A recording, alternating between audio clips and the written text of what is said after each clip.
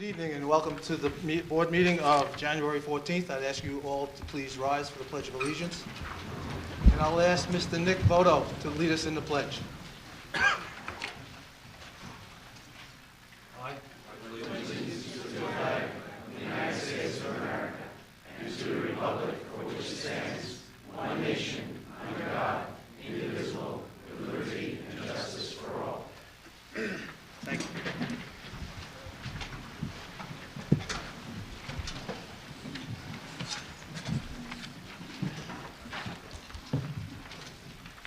Welcome, everyone, and Happy New Year.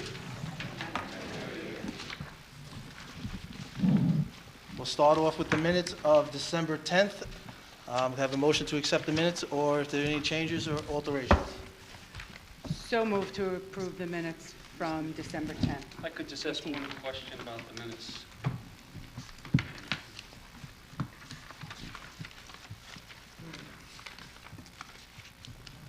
Let's see, 1, 2, 3, 4. The fifth paragraph down was moved by Trustee Hawkser, seconded by Trustee Baccio to set the date today for a public hearing to consider the enactment of a proposed local law number 1, 2019, to amend Chapter 252, Section 252-65 of the Village Code to require the village to notify each property owner within 200 feet. So it was my understanding, is there not supposed to be also built into these minutes, or mentioned in the minutes, or stated in the minutes, that there was something about self-storage units? Self-storage units? Yes, yes, Hillary, that's actually in a separate local law, in a separate resolution where tonight you're going to be voting on that separately. Okay, but I don't see it mentioned in the minutes about the... No, that date was set at a different meeting. Okay, but today's agenda has it What happened was set for tonight.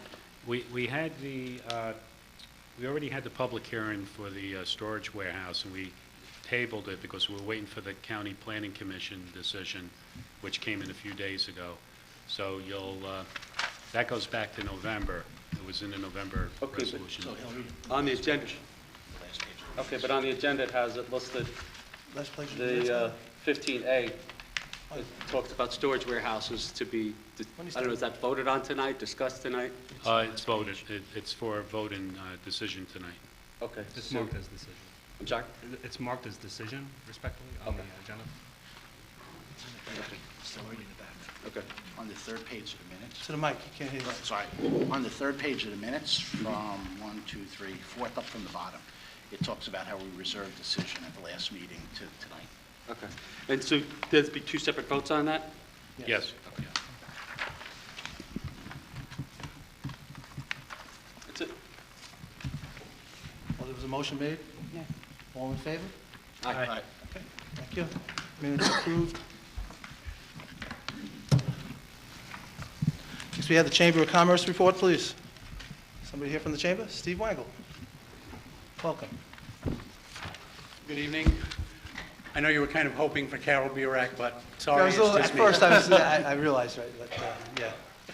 Good evening, Mayor Beach, Deputy Mayor Becker, trustees. For those of you who don't know me, my name is Steve Wangle, and I have the honor of being elected as the Lynbrook Chamber of Commerce President for 2019 and 2020.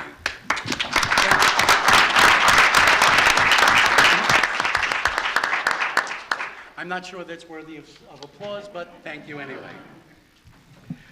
This is an exciting time to be the president of the Chamber. I've never seen this much activity and civic pride since I moved into Lynbrook in 1987. As a community, Lynbrook is an amalgamation of businesses, families, sports teams, and organizations. Each plays an important role in our community, and no person or entity should overshadow the rest, because we are all dependent on each other to flourish. Although the primary role of our Chamber of Commerce is to represent the business community, we are aware that in order for our businesses to be successful, Lynbrook as a whole must prosper. I look forward to fostering a climate of outreach and cooperation so that our business community and residents can achieve a mutual prosperity and quality of life.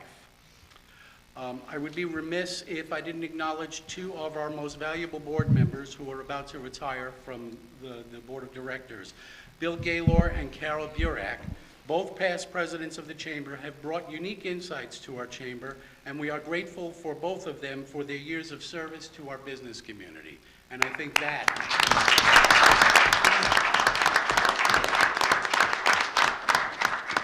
just 2 weeks in, I can tell you what a thankless job this is. Friday, January 25th, will be the Chamber's Evening of Excellence. We will be honoring retired Police Chief Joseph Neve, Brian Lanzello of Lanzello Remodeling, and Brian Fern of Pearsall Station. Our 2019 slate of officers will also be sworn in. The festivities will start at 7 p.m. at the Lynbrook Elk Lodge, and again, that's Friday, January 25th. Tickets are available through Eventbrite. To buy your tickets, go online to eventbrite.com and search for Lynbrook Chamber. I look forward to working with my board and all the civic organizations in making Lynbrook an even better place to work, live, and shop. Thank you.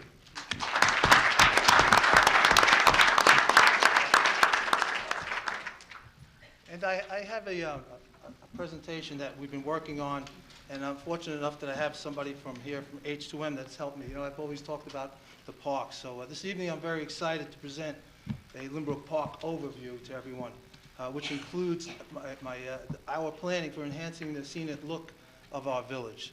You know, 12 years ago when I was elected, along with former Mayor Brian Kern and William Hendricks, we started a program to rehabilitate our parks. And we've done that with Lawson Park, the bike path, you know, which has been a nice asset to that area at Grice Park. We completely renovated 2 playgrounds at Grice Park, and now we're just adding, I don't know if you noticed down at Grice Park though, there's an additional 4 shades that are going up, shade canopies in the 4 corners of the park playground area that we've got a grant from Todd Kaminsky that we finally are getting it together. And I think they said the cement has to cure for 29 days, not that we're going to use it in the winter, but at least it's going to be ready to go in the summer. And we've new entrances into our village of Peninsula and Oceanside, Sunrise Highway in Horton.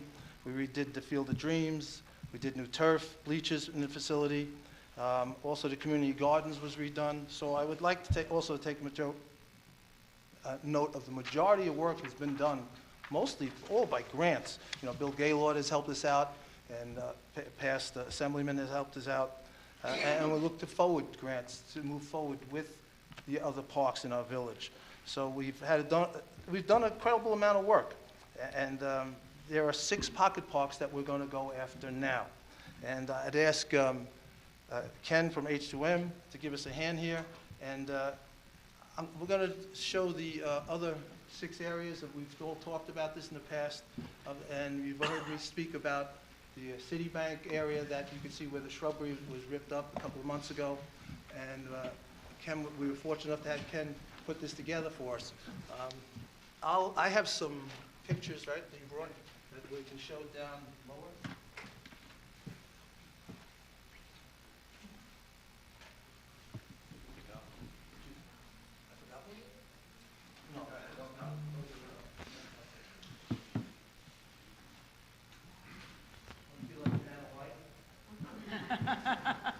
That's the first one you're going to have?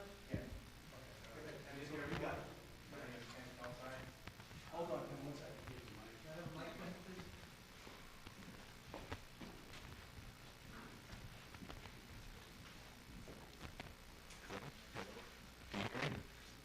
No, turn it on.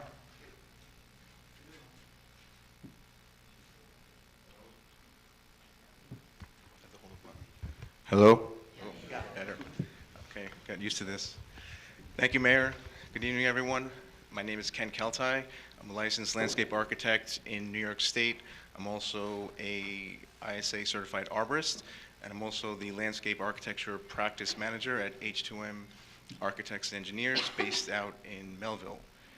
The village approached us to look at 6 pocket park improvements, and I'm going to go through them with you briefly tonight. So first I'm going to orient you where these parks are, and then I'm going to show you some before and after illustrations of what these parks could potentially become. So we identified 3 areas. To your right is more of the residential area. That's Area 1. Area 2 is on the lower left. That's at another gateway on Rockaway and Peninsula Boulevard. And the third area is in the center of Lynbrook by the Citibank. So we're going to look at the residential areas first. And those of you who are not familiar, there's 3 little small pocket parks. We're going to look at the first one on Robertson and Melrose. That is over here. And this is Antonio Catania Park. Antonio Catania was honored from the public DPW back in the 60s, I believe, 70s. So there's a little plaque you can see at the nose of the corner. And as a small pocket park, we wanted to keep things rather simple. So we introduced some site amenities such as a small seat wall, some paving, and then enclosing that with some illustrative planting. And then we also screened the space from the neighborhood behind. The second park is Juliet Gordon Low Park. She was one of the founders of the... Ken, are you showing, what are you going to show? You're just showing the location first? Or are you going to show the rehab? He just, We did. Because I didn't get a chance to show. Oh, sorry. It's a small park.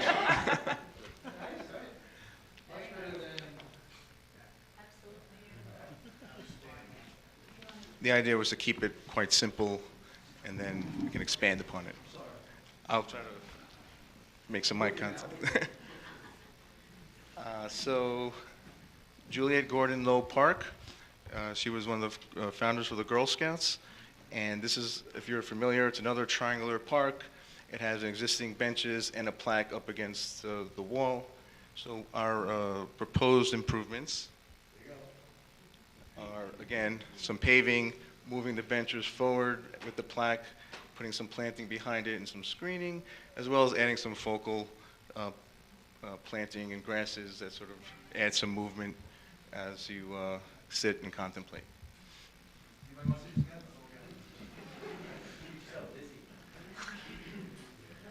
The third park, located up there on Rockland, Shippard, and Huntington, is another triangle. And its focal point is the American flag. Right now there's a big evergreen tree, and you also have a curb cut that sort of leads to nowhere. So what we're proposing is to add a path to a central space and sort of accentuate, again, we remove the tree, the evergreen tree, evergreen hedge behind to give it background, and then have these bands of more natural planting in front. Everybody knows where these parks are, right? Mr. Mayor, I'll enjoy looking out my window in front of that one. So. Yeah. Oh, yeah, thank you. So these areas are more residential focused, more pocket parks. The second area on the lower left, those are larger scale parks. And they're also, it's a gateway into the Lynbrook limits as well. So as we zoom in, I don't know if you're familiar, Betsy Ross Park is the one with the triangle split in half, and across from there is Molly Pitcher Park. And we'll start with Betsy Ross Park. Yep, that's it. So basically the park is the larger triangle, and then forward of that is in the residual space cut by the traffic roadway. So what we proposed, well, there's actually a few issues with this park as well. There's actually a sign back there, and it got a lot of trees that are kind of low. So the idea was to clear those trees out, open up, bring some light, and as well as expand into the opposite space. There you go. Everyone realizes that where this location is on the south side peninsula and Rockaway. Right now, our park is in the back, so you really can't see it.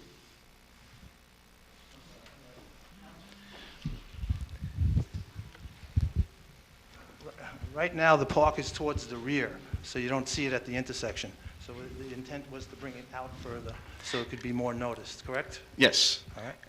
And again, it's Betsy Ross Park, so a little nod to her. We, aside from moving the sign of the Village of Lynbrook forward, we also put in a ring of 13 Fast-to-Get sweet gums, which during the fall season, they would pop out, and then you start to notice it and as you drive through. So that was the aim for that.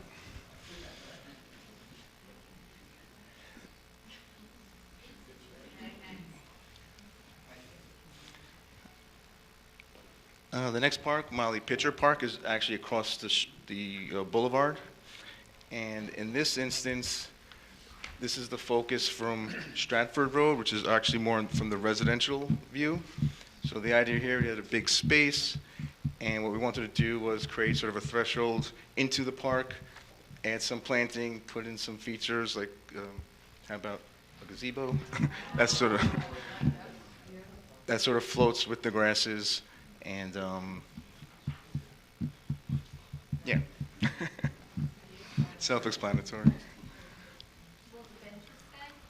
There were benches in there? They're not in the rendering per se, but it's illustrative. But People sit on those benches, just so you know. yeah, we would add more benches and. Great. But people do literally sit there, not, there's none of it will go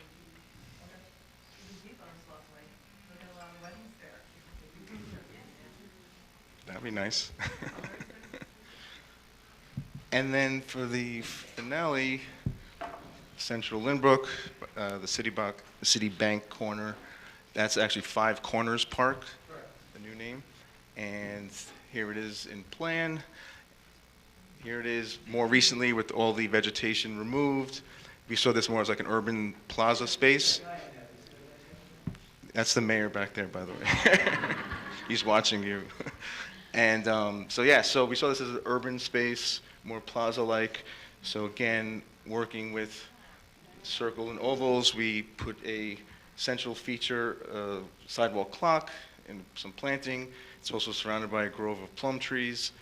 Added the village's bollards to enclose it as well. And that's pretty much our vision for the corner space. Thank you, everyone.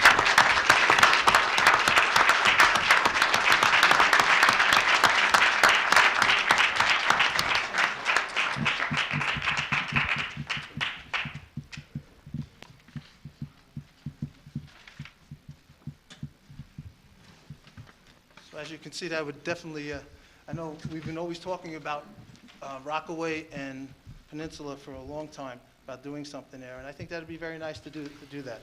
So what I would ask for is a resolution to approve the 6 renderings for those 6 parks, and we have the grant money already for some of the work, and we're going to anticipate getting more grants, and if not, we can authorize a transfer of funds of amount up to $130,000, if necessary, from the surplus reserve capital fund to finance the project. I need a motion. So moved. Second? Second. All in favor? Aye. Aye, great, thank you.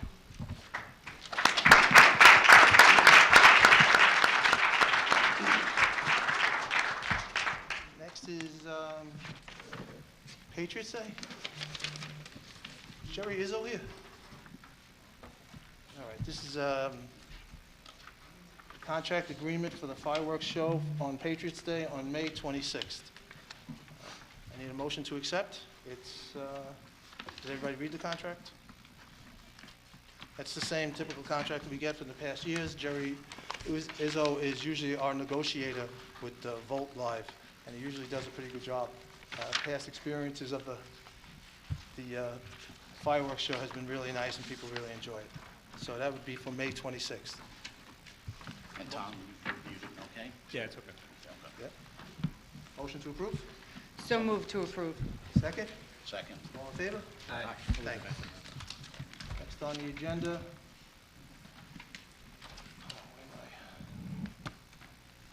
Fire Department. The Fire Department is requesting a department bus for the juniors, I think this was, yes, to Chinatown. I need a motion to allow them to take the Department Bus 420B to their annual Chinatown trip. Motion? So moved. Thank you. Second? Second. And the other one is, they need to go to, Chief, would you come up, please? Fire Chief? Bill Abrams? Billy, thank you. That's for not tripping. And while you're up here, they had a pretty good fire, I won't say job, on Linden and Broadway, and the guys did a great job.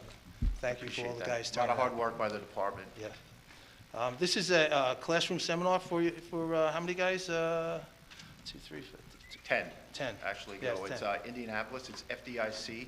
It's the premier training that goes on internationally. We're lucky enough that we've been doing it now for the last 3 years, and we send our training committee members down and members from each of the companies down to Indianapolis, and they participate in 2 different sides of training. They have hot training, which consists of hands-on, live burns, different techniques that go on, and they're taught by instructors from all over the country and around the world. We've been taking classes with fire departments from Saudi Arabia, different places, so it really gives you a different perspective. You kind of get out of what you normally do every day, and you get to see things a little bit different, and when we bring it back to our department and become better from it. All right, thank you very much. So I need a motion to allow them to go. So moved. Second? Second. All in favor? Aye. Aye. And then I have one more thing.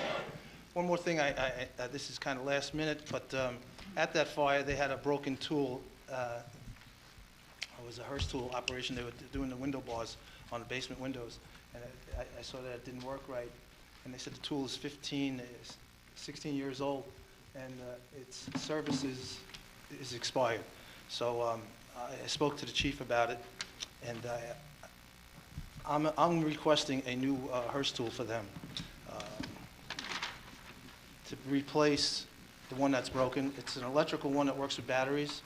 There's no lines on it. I think it's very handy and very quick to use, especially in the fire service.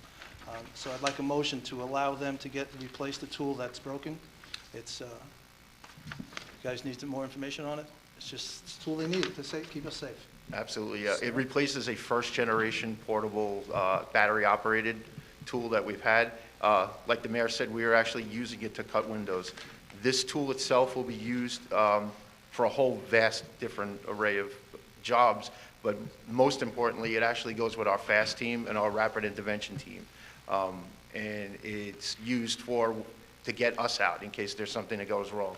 Our rapid intervention team is a team that's set aside at a fire scene to make sure that if there is something that goes wrong, if the environment's changed, something changes within it, there's a collapse or something that goes on, to get us out, to make sure that everyone goes home. So that this piece of equipment would replace the older one that we have. Okay. What is the price on that, chief? Price on it? I don't have that offhand. 20,000, Okay. yes.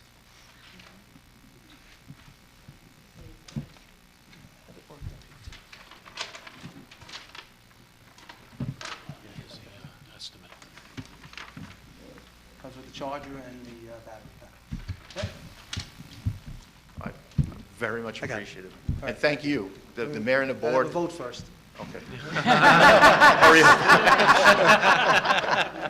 I make a motion to approve the purchase of the equipment at $20,000. Second. All in favor? Thank you. I'll just say thank you then. I appreciate the support. Now the floor is yours.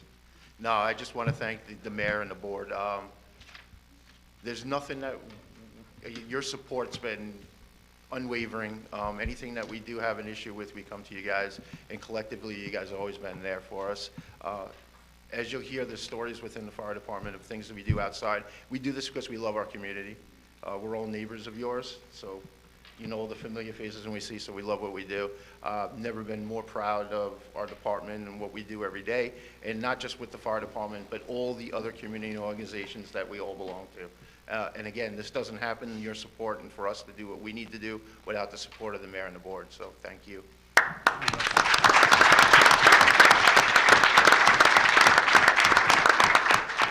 You're good. Thank you very much. Thanks for what you guys do. Thank you. Next, we have the Girl Scout cookies.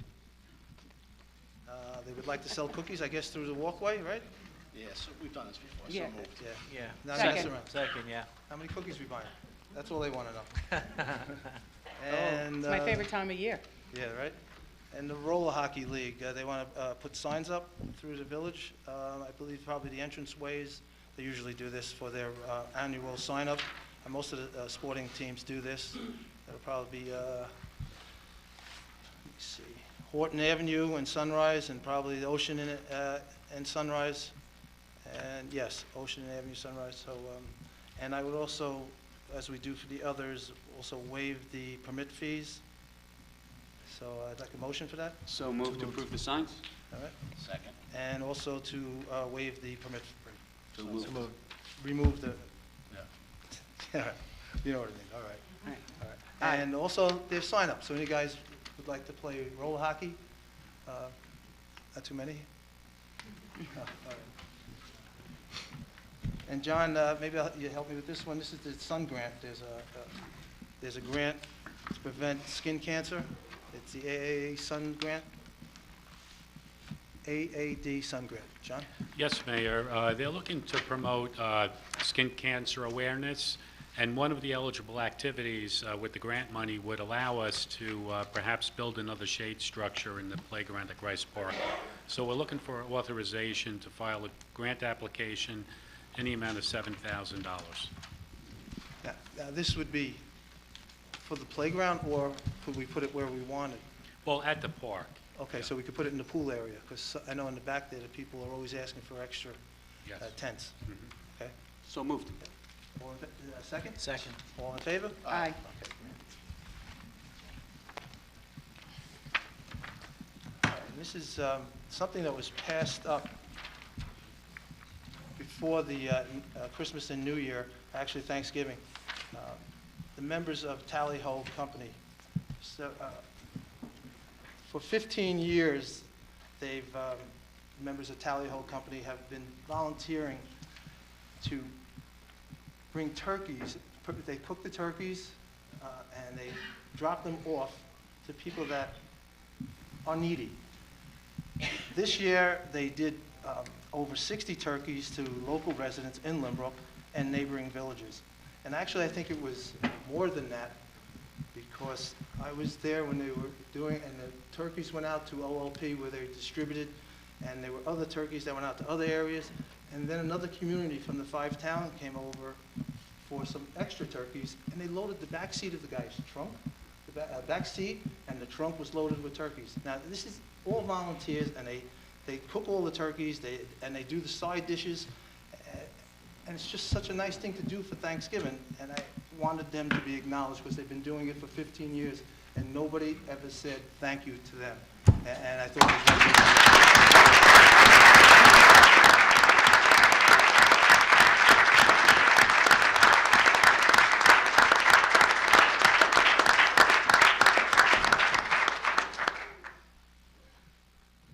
so I guess Billy, I'll have you come down. Actually, I have the guys come down because it's for the company and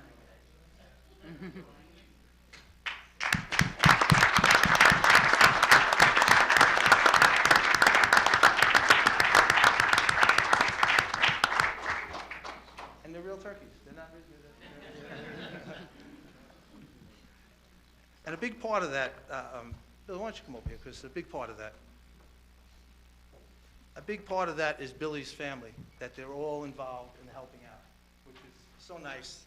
I mean, for somebody to sit down there all day and cook turkeys with the stuff, with all the dressings, all the extras go along with it. And they bag it, and they put it together in a nice tray, and it's presented to a family that's not able to have it, would not be able to have a Thanksgiving dinner. So it's really remarkable. For 15 years, they've been doing it. And for 100 to go out. So on behalf of a grateful village, this is a citation to Tally Ho. And this is a citation for Bill Dorsher and his family for all the hard work that they've done in the past. They've organized it.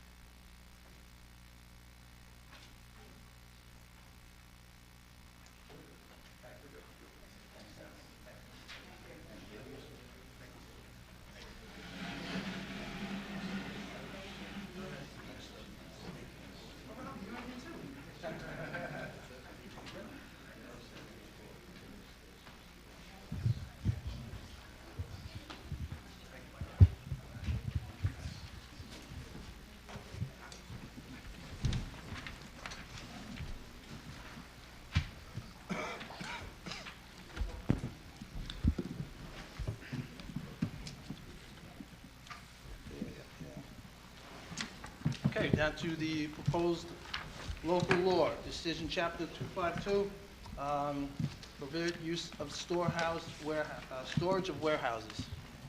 Thomas, Mayor, on December 10th, there was a public hearing, and it was presented that self-service storage facilities would be considered going forward a prohibited use in all commercial districts. And as was explained on December 10th, the way the tiered system of our code works, when you make self-service storage facilities a prohibited use in the commercial district, residential C, B, and A are all, it's a prohibited use there in those as well. So you're outlawing self-service storage facilities in those 4 zoning districts.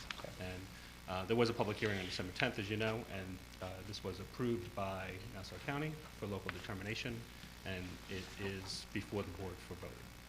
and the reason for this is any property that's sold in the commercial area before this law, you could be on Merrick Road right across the street here, and you could have a storage facility open up right on Merrick Road, which the board didn't think that would be very good for our village. We want to get foot traffic, and we're not going to get it with storage facilities. There is a new storage facility that went to the Hot Skates area. We all know that, and that is the industrial area, correct? That's correct. All right, so that was and that would be grandfathered in anyway. But I think this is a good law, and I think it's good for the village to keep it out of our downtown area. So with that, I'll open the floor for comment because it has to be opened up to the floor, correct, at this point? We had the hearing. The We hearing's had the already hearing, done was on completed December and was 10th. closed? You're just voting. Okay, all right, so now I'll ask for a vote. I need a second on it. Second.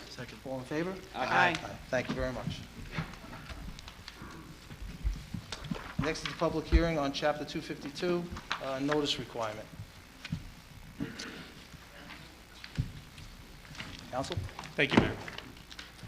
Mayor, if you recall, 2 meetings ago, there was a Lynbrook resident who requested from the board a notification provision be added to the village code for projects done by the village, and the board okayed that.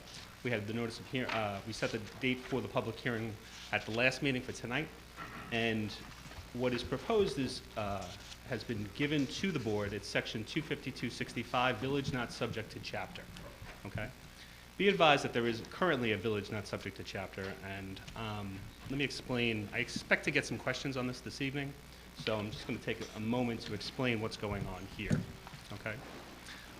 First thing I'd like to say, based on some questions I received over the weekend, was that the village of Lynbrook, throughout its history, has never been subject to its own zoning code. That may sound a little unusual, but it's true. And it's not uncommon for municipalities in New York State to do so. Some do, some don't.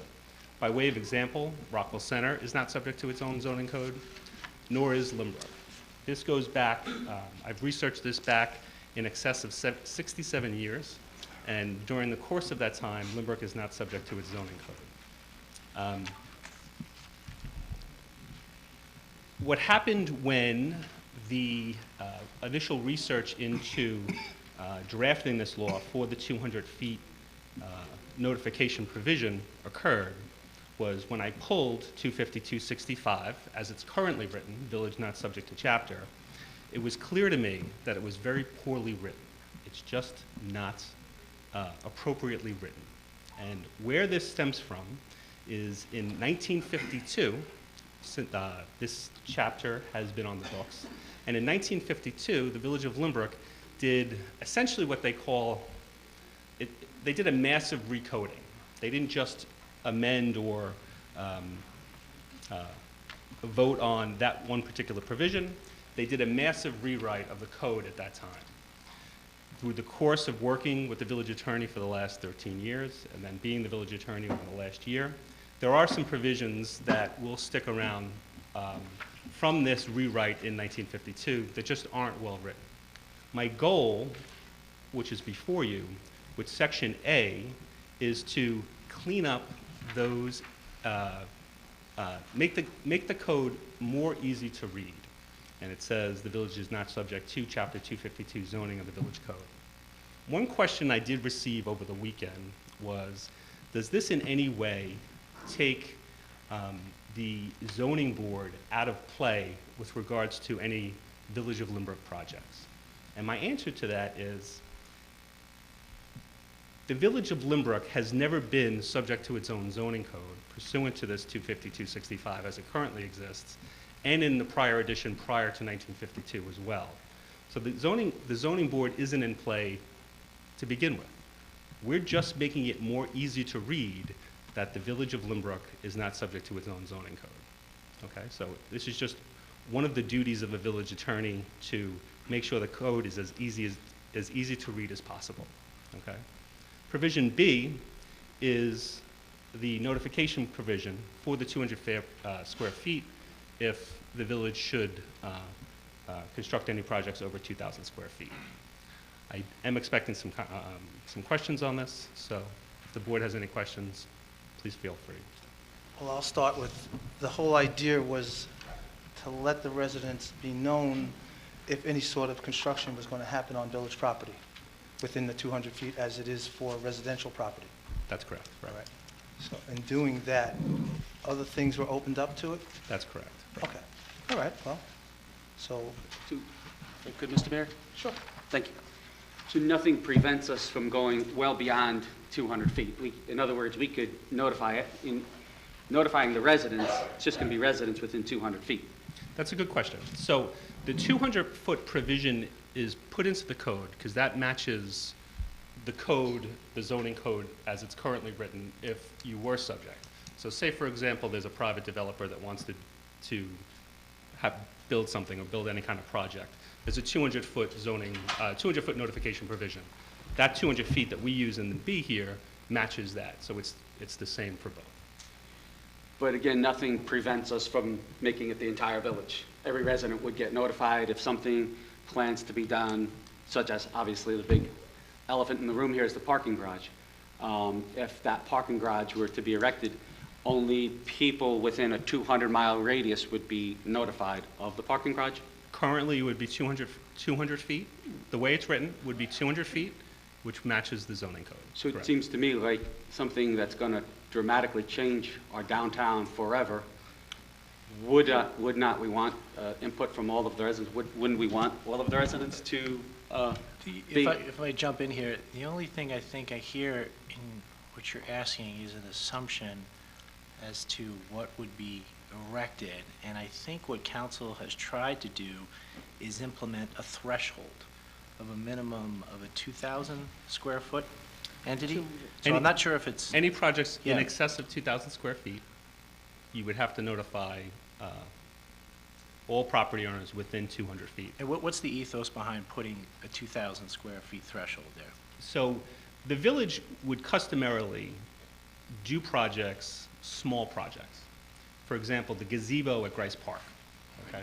That's probably, and I'm guessing, 450 square feet or something like that. It wouldn't be necessary to go through and incur the expense of notifying everybody to do the gazebo, and then you would have to do it again if you moved the gazebo and things of that nature. Internal plumbing work, things of that nature. So I spoke at length with Brian Stanton regarding this, and we thought, Brian made the suggestion of 2,000 square feet would be an appropriate threshold for projects larger than that to give this notification requirement. So again, I mean, when we're talking gazebo and a parking garage, we're two entirely different things. Would not we want future boards to, if somebody was going to do something dramatic that would impact the downtown area forever, and gazebo would obviously enhance the downtown area, but if somebody was going to do something dramatic that would change the quality of life in the downtown area dramatically for the rest of time, would not we want all of the residents to be notified? Well, that's something. That's my question. That's something for the board to decide. What I'm here is to explain 25265 as it's proposed. I mean, for my, Are you recommending changing the threshold amount? no, I'm recommending that if the village plans to do something radical, in terms of like a parking garage, that the entire village would be notified, because if the one thing that we learned through the process with Cornerstone was that a lot of people came down and said they did not know anything. And, Wasn't there a mailing done through the entire village as to that whole project? a little postcard. I mean, that was for everyone in the village, Mayor? I don't know. Every single household got a mailing So in the why would village. we not want to make that law then? Because then there's a hearing, and then you But come down and if we did complain it at the for, hearing. if we did it for that one particular time, why would not we want to make that a law so that the do residents a would be mailing? notified? To do a Yeah, mailing? To the entire village. For what projects? Like, for what threshold of projects? I mean, we could debate that all night, but Well, we should the talk simple about it. It's a concept hearing is- now. I the think we simple should. concept would be, the simple concept would be something that's going to dramatically change, and I think everybody would agree that a parking garage would dramatically change the downtown area forever. So that's, what I'm hearing here is a difference on the threshold then. You're looking for, I think from the practical I approach, mean- excuse me for a second, for the practical approach of having the building department go and execute whatever types of developments that are smaller in nature, there's a practicality of giving notice to everyone. And I think the ethos behind what the mayor was trying to do here is, and I think it was brought up by a resident, rightly so, that how could she not be aware of a project the way it's listed on the books now? And I think in order to do that, we should give notice. But what the scale of what you're talking seems to bring into play how big an item should be in order for the village to do a mailing to everyone or some other form of notification. I mean, you know, if you want to play semantics with, you know, what we plan on doing, a gazebo or a 2,000 square foot structure, again, my point is, and I think it behooves this board to table this matter and come up with a more appropriate recommendation to our residents, and come up with a better law that should something be dramatically done with village property, every resident in the village would be notified, not just residents within a 200-foot radius. To me, a 200-foot radius is a ridiculously small number, especially when you know there's no homes in a 200-foot radius, especially when you're talking about where we're talking about Broadway and Langdon, where the... Well, just Well, that apparently there particular was. There area. was a resident that had a home, so in that area. You're talking about the Cornerstone. Over at the Right. Cornerstone, there were residents, and there is, I guess, a couple of houses Right. there. So, yeah, you're right, I apologize, but let's face it, it's not like, you know, Vassar Place where I live, it's But downtown. I think what we're trying to figure out here is at what, and it's a question that's, you know, it's an interesting question.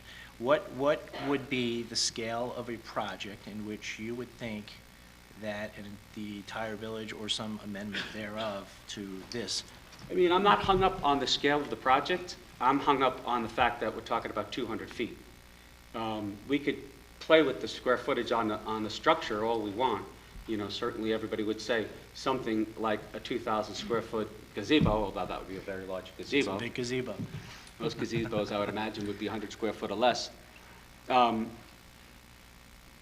gazebo would be certainly, everybody would be in favor of something like that, but, you know. You don't know that. Good point. But something that's going to improve the quality of life of our downtown area or anywhere in our village, I think residents would be in favor of that, but something that's going to have such a dramatic impact, and, you know, we could, again, debate this all night long. I think it really is better for the board to table this for now, and let's really have maybe some engineer experts come in and give us a report and a plan on what they would recommend in terms of what would be an appropriate threshold and what would be an appropriate radius. Certainly something for a parking garage, I would recommend that the whole, you know, that every resident in the village First of would all, be notified. who's saying anything about a parking garage? Well, if it's a parking, whatever you want to call it, I mean, it could be an apartment building, it could be whatever the village might plan down the road. I don't have a crystal ball in front of me. That's right. So, Now, Tom, with the notification requirement, so I know, you know, when a developer is doing something, you know, there could be an issue, he missed a neighbor or something like that. Right. If you were to say, go with the deputy's proposal that, you're going to send something to the whole village, is there going to be a concern that, one person's going to come down and say, hey, I didn't get this letter, we have to redo it? Of course. So, is that a logistical nightmare then of, sending this out to, I don't know, we have, 10,000 households, and do we have to then track to make sure that, how would we then track to make sure that every household it was mailed to, and the concern if a resident came down and said, I'm over here, people, whether it's the mailing system, whatever it is, don't get a piece of mail, is that could that be then a logistical nightmare of, any project then? Certainly. Of course you're right, Mike. The 200 square foot, the 200 foot radius is used time and time throughout the state of New York for notification provisions in zoning codes. Well, very I common. think what you're getting at, and I think I see what your point. If there's going to be something undertaken that has a global impact on the entire village, I think what the board has done in the past is that we did try to do a mailing to every resident. So I guess the question is, in what circumstances should that kind of approach be undertaken? This way, everybody has an opportunity to chime in. Yeah, I mean, so I'm not an expert on the zoning code, and I'm certainly not an attorney like you are. So I'm not going to challenge you on the legal aspects of this. But from a common sense perspective, I would say it behooves this board to table this matter, to hire an expert who can then come in with some plans and say, these are the types of projects or thresholds that you might have that would require a full notice to the village. And while it was nice that we did notify all of the residents with respect to Cornerstone, it was arbitrary. It was not mandatory. So that was done based on a decision by the mayor. I believe that something that's going to impact our community forever and ever, that's really dramatic, and we can all agree on a parking garage will be a dramatic thing, and I'm not saying it's a parking garage, I'm Keep just saying parking garage. There's no parking garage on the table. if I could think of something else, I would say a baseball diamond, I don't know, something. We just watched Field of Dreams last night. They built it. If I could think of something, How about that? I mean, the rec center would actually be, possibly. But I mean, that would be something. But that might That's that something. size. Yeah. You Yeah, have to I mean, You notify everybody. something that's going to dramatically change the downtown area. It almost seems as though clear, and I've read through, I went back and I looked as well, with council on 1952, the way it is poorly drafted. It's poorly drafted, they made an attempt in the original version went through some modification, we're not sure when that started, it was maybe at the incorporation of the village, but it is poorly drafted. So I think that the thing at issue now, is the first step, is how do we address the residents' very, pointed concern that she was not made aware based upon the pre-existing code that was in place. And that's the first step. I think the next step is to address this code and clean it up. The next step is in what circumstances as a board should we be giving notice and again, Mike raises a point, if the legal requirement, because you got to be careful what you about yourself, if one person for some reason claims they don't get it, does that mean now it's not a proper notice? But in what sense could the village at least do and execute a mailing in which everyone would be made aware of? It's almost like two separate things. We have to address this, certainly to address the residents' concern, which is a good concern. And the next question would be potentially, in what circumstances, and if any, do we try to entertain that? If I may, for notification distribution for large groups, it's typically a publication requirement in the law or something of that nature. Okay, but we live in a digital age, okay? And this is the complaint that at least I've been hearing from residents, is that with all of the access to emails and texting, and, it would be really more appropriate for residents to be notified in different venues. And in addition to put a legal ad somewhere in an obscure random newspaper, that clearly is not. Well, Hillary, Let's just finish. That clearly does not reach, what I think the threshold of what I believe should be good government in terms of allowing everybody to be notified. And so with the Cornerstone, for instance, that's what happened. a notice was put in the papers, and notices went out to people in a 200-foot radius. Nothing was done on the parking garage, hence Ms. Cox's complaint. So, I felt that was woefully under. I mean, we eventually did send out the postcard, which was great, but it wasn't mandatory, okay? I believe if we're taking the time out now to do this, let's do it right. Let's get it right the first time. Let's not come back over and over again and revisit this law over and over again. You did a great job pointing out to the fact that it's poorly written. That's great. So let's take the time out now to get it done properly. Hillary, when I say publication requirement, publication can mean a lot of things. Publication can be standard in a newspaper. It can also be posting on the internet. It can be other forms of communication that you can put into the code. So.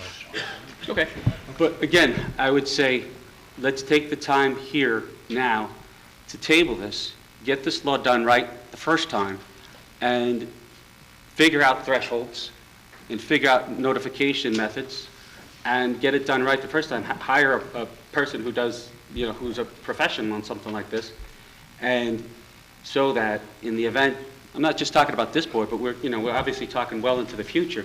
All future boards would be required to notify residents about things that are going to dramatically change the downtown area.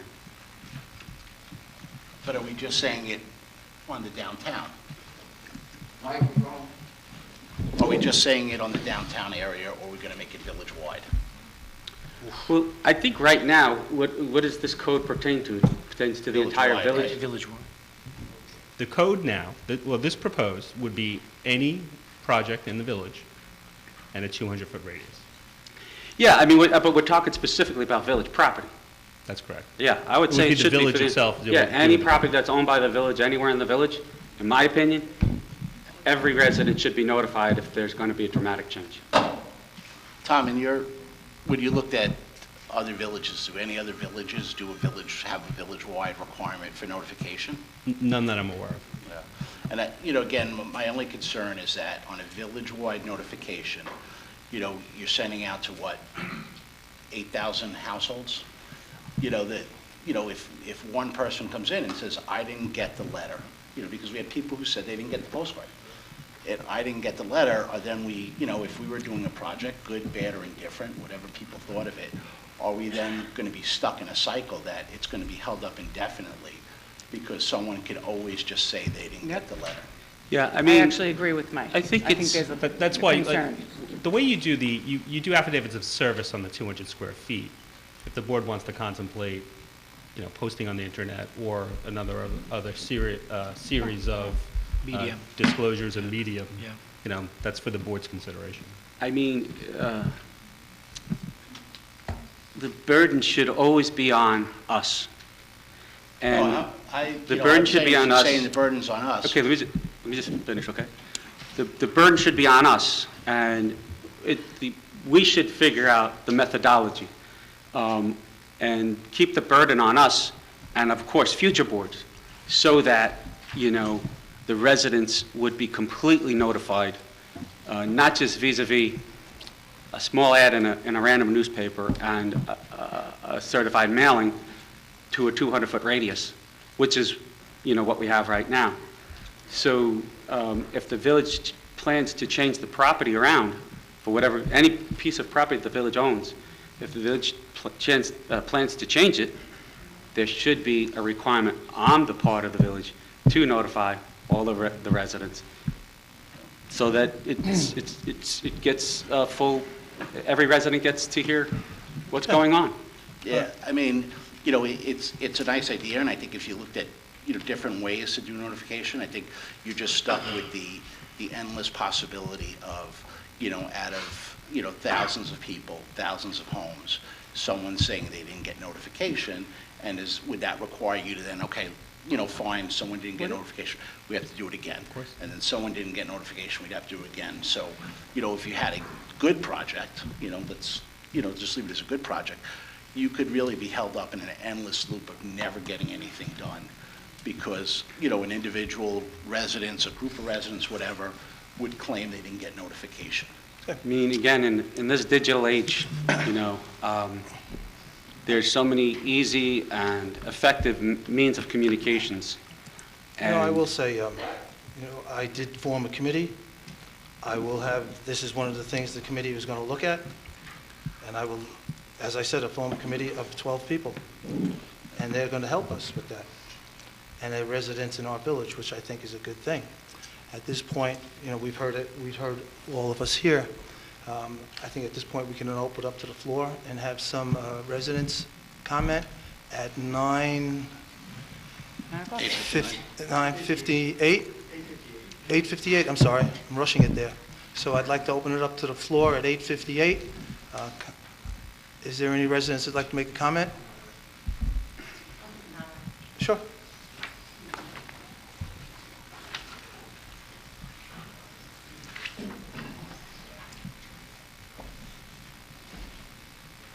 Okay, so I know I spoke to you earlier about the code. So here again, I heard tonight that there's no houses that this affects. That's untrue. Correct. It's insulting that people think that because there's 3 houses on the block, that those residents don't matter. My parents' house matters. I do agree with Hillary that the range should be higher. If you want to include all of Lyon, all of Langdon, a 2-block radius. But, I mean, I'm glad that the board agreed that they should be notified. And I don't know if my parents' house has been left off every list, but they got no notifications of anything. Okay. So, however you decide to fix it, it's something that does need to be fixed. Okay. Thank you.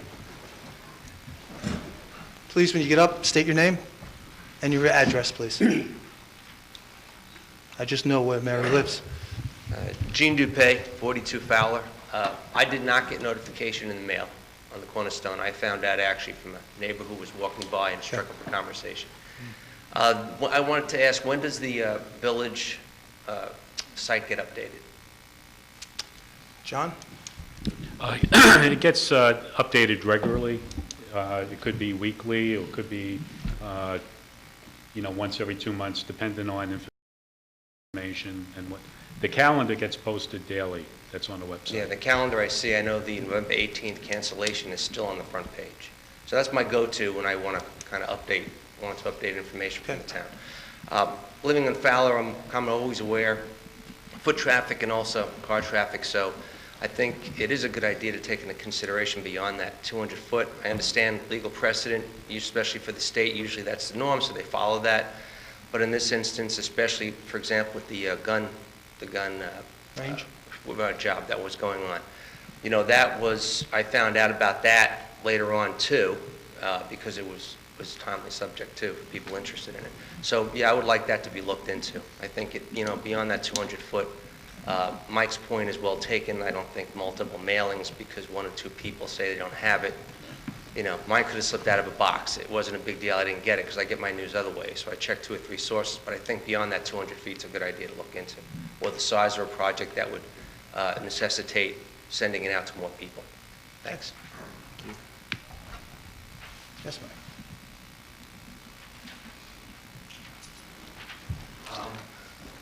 Sure. Michael Canty, Thank you. Leicester Avenue. I just have some questions. What does it cost to send out the mailing? Resident-wide, Yeah. 16? $1,000? And then with the printing costs? There are printing costs Right, associated there's with printing costs to that. that? I mean, the John, only do you concern know, I have John, do is- you know how much? It all depends on whether you do a postcard. Sure, too. The last village-wide mail-in for the last project was done by a postcard to every resident, and that was about $1,000 for the printing. I just, I got up here last time I spoke about not getting information. I think that there's a more effective and cost-effective way to get information out that's relatively cheap, which is the internet. I think, Mr. Becker, I think your point's well taken that sometimes more people should know about that, but I think there's a way we can do that that will cost the Lynbrook taxpayer almost nothing. And I certainly don't think we need an expert. What does an expert cost? What's that? I'm sorry. An expert, to hire an expert. Yeah. I mean, Just for my We all elected you. experience as a lawyer, technically, Respectfully, right? I would think that you guys could come up with a size of the building and the distance. I don't think we need an expert to tell us when we need to make notification to our residents. I mean, I think that's, as a board, we elected you guys to make those determinations. The other thing, I'm not averse to extending it, but you need to have a defined size and scope. We can't say something that's going to really affect the village, because that I think everybody defines that a little bit differently, or something that's controversial. I think you have to have not an arbitrary definition. It needs to be set in stone. So if it's 2,000 square feet or 5,000 square feet, and maybe if it's the larger project, maybe then the notification should be larger. So if That's it's, exactly my point. That's exactly my point. well, then we don't need an expert to tell us that. You guys can figure that out, I hope. But that's why we elected you guys. So that was just the point I wanted to make.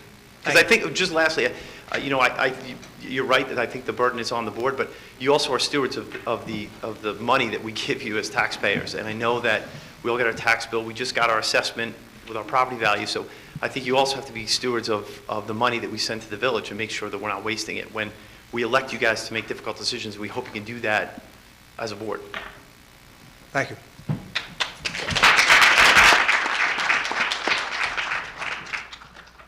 Anyone else? I'm sorry.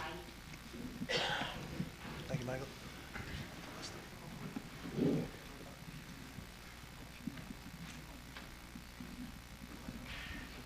I know, I'm short. Got it. I'm kind of like a real Kathy Bean, Taft Avenue, a history buff. In 1971, before internet, before mailings, before county notifications, there was only notification of 200 feet. In that year, there were 3 major buildings built. You're probably all looking and trying to guess it. I bet you can't. 8 Freer Street, the Astoria building right here, and the Pastelli building.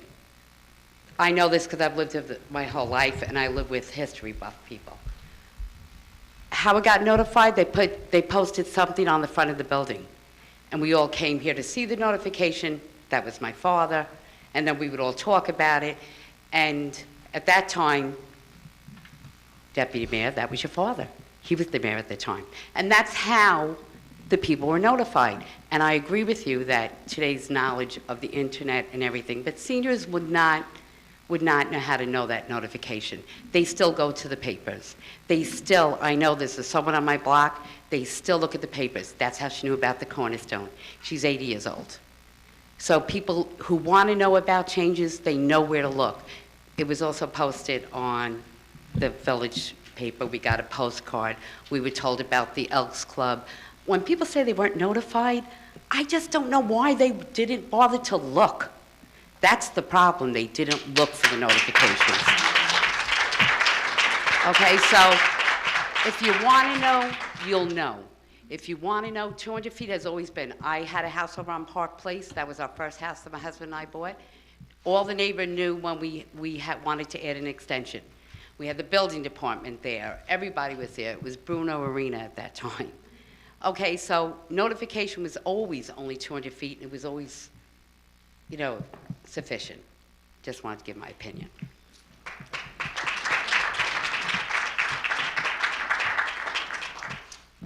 Is there anybody else?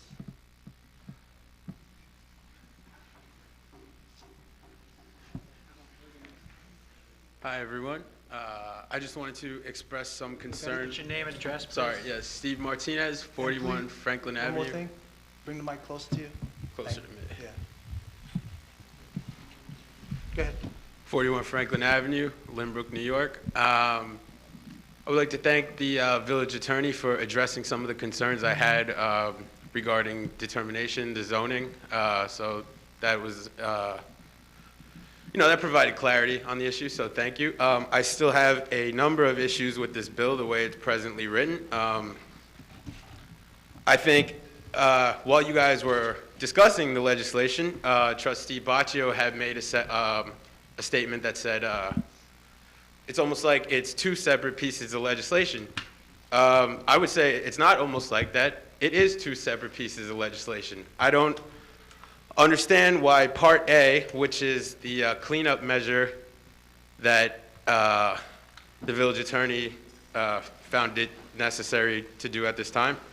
I don't know exactly what that has to do with Part B, which is the notice measure. So I would encourage the board to postpone this and write a better piece of legislation, because in its current form, I don't feel it's passable. I don't understand why these are not separated and why it has to be one vote. It's two completely different topics. So I would urge that.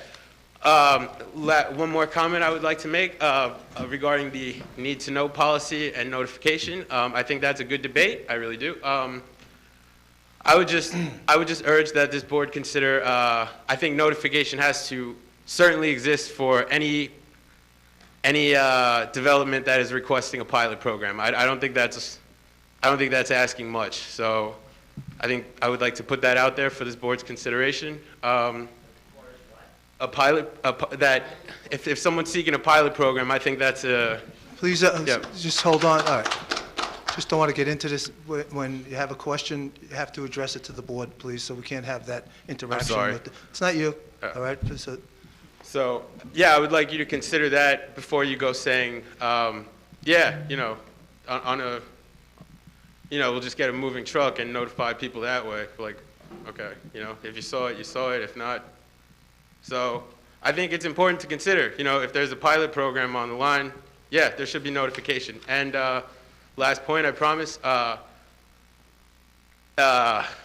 Trustee Becker had made comments that we live in a digital age. I think I'd actually suggest an old-fashioned solution for the board's consideration as well. How about certified mail in certain instances? Yeah, well, for a pilot, I know it's expensive, but for a pilot program, it's something to think about. So I'm just putting these thoughts out there. And lastly, I'd just like to reiterate, this legislation is two separate topics and should be two completely different votes. That's my opinion. Thank you. Thank you. Yes. I think we're all taxpayers in this village. For a person that doesn't live in this village, to come up here and tell me to send out certified mail to every resident, it would cost us thousands of dollars. This man doesn't even live here. He doesn't pay our taxes. I find that offensive. Thank you. Excuse me. Please just don't get up the mic. Please get recognized first, okay? All right. You had your say. All right, go ahead.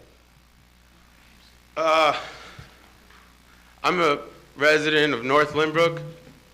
I mean, I just got up because I feel personally attacked. I'm not telling you how to spend your tax dollars. I am a student of policy, so I'm making a policy suggestion. I think I have that right.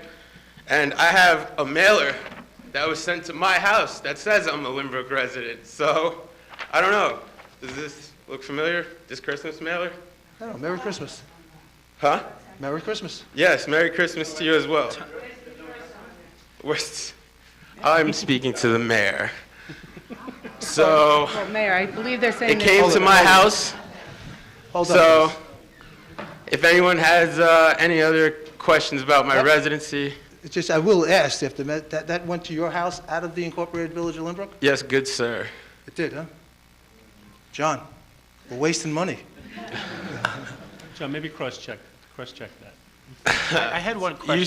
You say you're wasting money. I say I'm saving everybody money in the long run. I'm an advocate against pilot programs.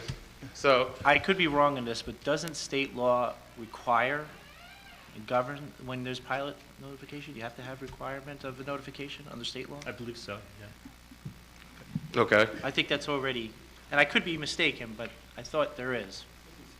And when they, A lot of us could be mistaken. When they This did- law could be mistaken. That's why we're here to debate it. I'm just speaking to your point that you raised about making a notification as standard as a law, but I think there already is that in place, but I could be mistaken. We'll have to look into that. Okay, and I'll continue making my suggestions. Thank you. Thank you. North When they did Lynbrook the, resident or Lynbrook resident. when they did the Thank you. pilot for the movie theater, they held the public hearing. Yeah, It I was think it's here under in state Village. law that Yeah. requires that, yeah. Thank Is you. there anyone else? Yes? Rosemary Curran, Sherman Street. Apologies for my attire. I didn't anticipate speaking, but just listening to all of the back and forth here. It's your job to keep us informed, but it's our job to stay informed and look and find the information too, and not send out mailers amongst ourselves that are filled with false accusations. So back to the cornerstone, I'm sorry, because if we're talking about communication, we need to talk about fact. And unfortunately, well, fortunately for us, you're giving us the facts to make decisions based on that. And we have the right to come up here and debate it, and it's great. But we need to make a deal amongst ourselves, not to tell lies amongst ourselves, and to go out and respond with facts. We hold you accountable. We hold you accountable for lies if you tell us lies. That's our job. But, you know, you're out there, you provide us the information electronically, in print, social media, whatever, but it's our jobs to stay on top of it. So think about that and make your decisions based on that. That's the best that we can do. So thank you, Mr. Mayor, for all that you do in keeping us informed with the truth, not lies.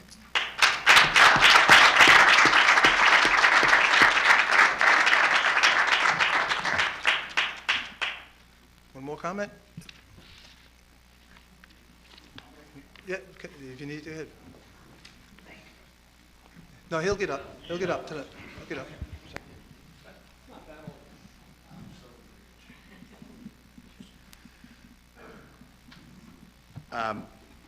I think actually, I need your name. my name is William Geyer, 1 Farnham Street, Lynbrook, New York, 11563.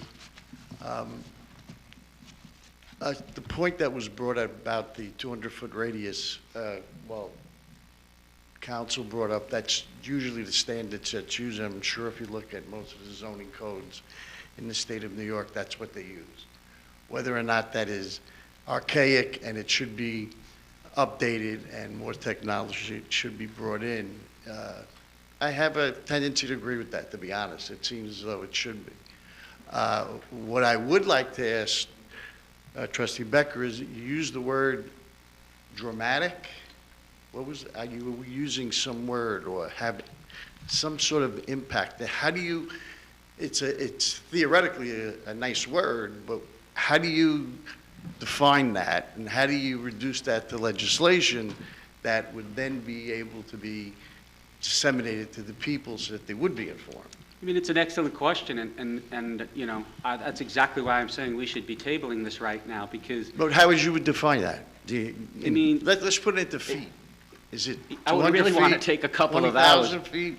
Bill, I would really want to take a couple of... I would like to take some time, and Right. if the onus is going to be on me to do that... No, it's not on you. I'm just I would asking really you want 'cause to you take used some time. It would be very unprofessional of me to here and now give that answer. You know, I'd really prefer to, if this is a question that you really want, we could talk about it tomorrow and sit down. I'd be happy to discuss it. Okay.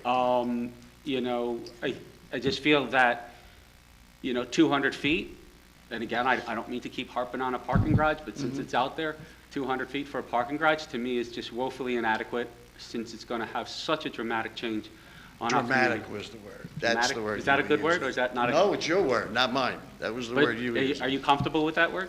Not at all. No? I think that's as vague as the sky is blue. Then in is my drastic opinion. better? Drastic? Neither one of them is appropriate, I think. Are you Just looking for as using garage out of the clear blue sky is sort of a little dramatic. Just a point, that's all I have to say, and I will be in touch with you when we can discuss it. Yeah, Thanks I would a lot. love to take the I appreciate opportunity. it. Thank you. I would love to take the opportunity to talk about it. This young lady was first.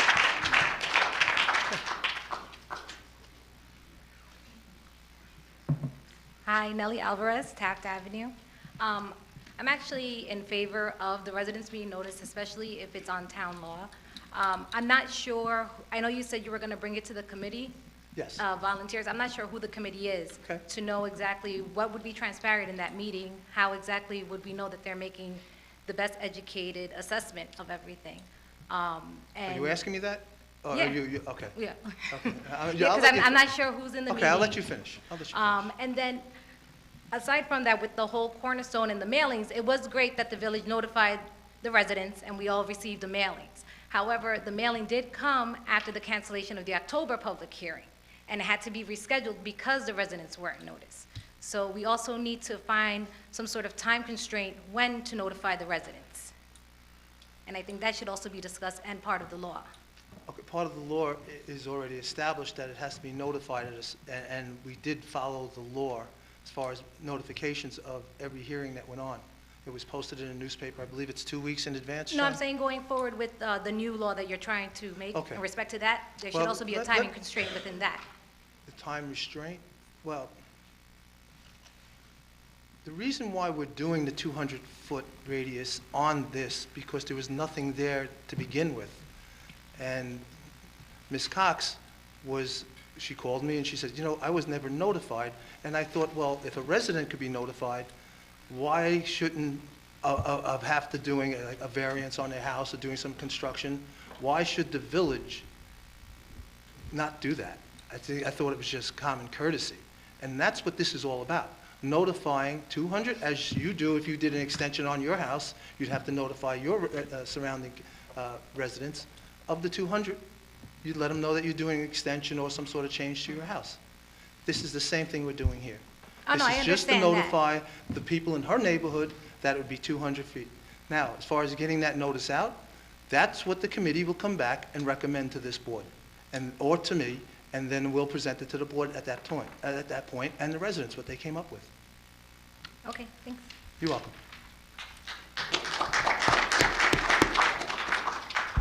Was there anybody else? Mr. Led?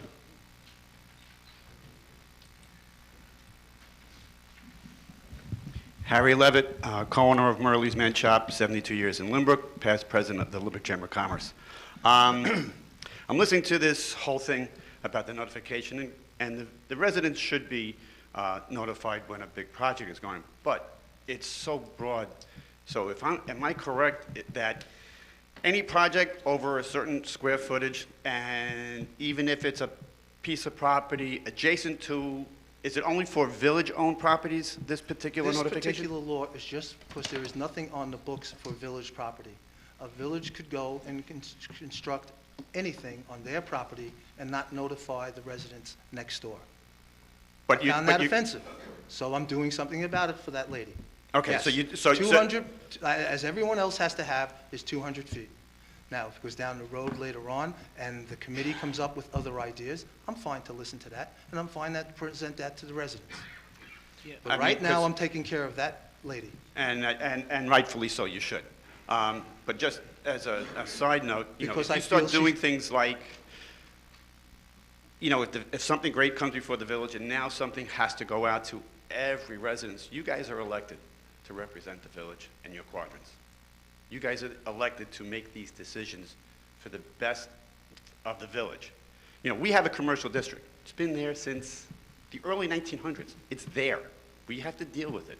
The traffic, it's been there since the 30s. The county doesn't know how to deal with it. But right now, if you take a close look, and I could remember, I go back 40 plus years, the downtown has changed dramatically. We're no longer attracting the types and quality businesses that everybody would love to see. Now, if the village sees something, to send out a mailer to the entire village, then what does the village need a village board for? Because, nothing will ever get done. And I think it would send a wrong message. I think at 200, if you make it 400, fine. But if you have to sit there and do a mailer to the entire village, you might as well change the village from the village that leads the way. It'll be the village that leads the way out. Thank you. I don't think that's the right way to go.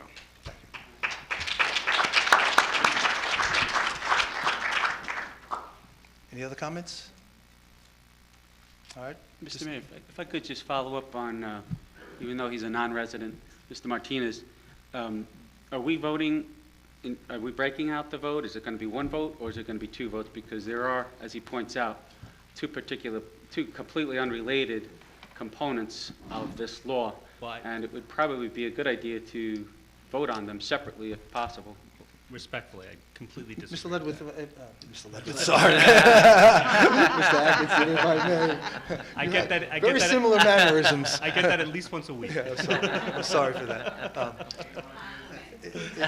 Here, here. I agree. If I may, you are the village attorney?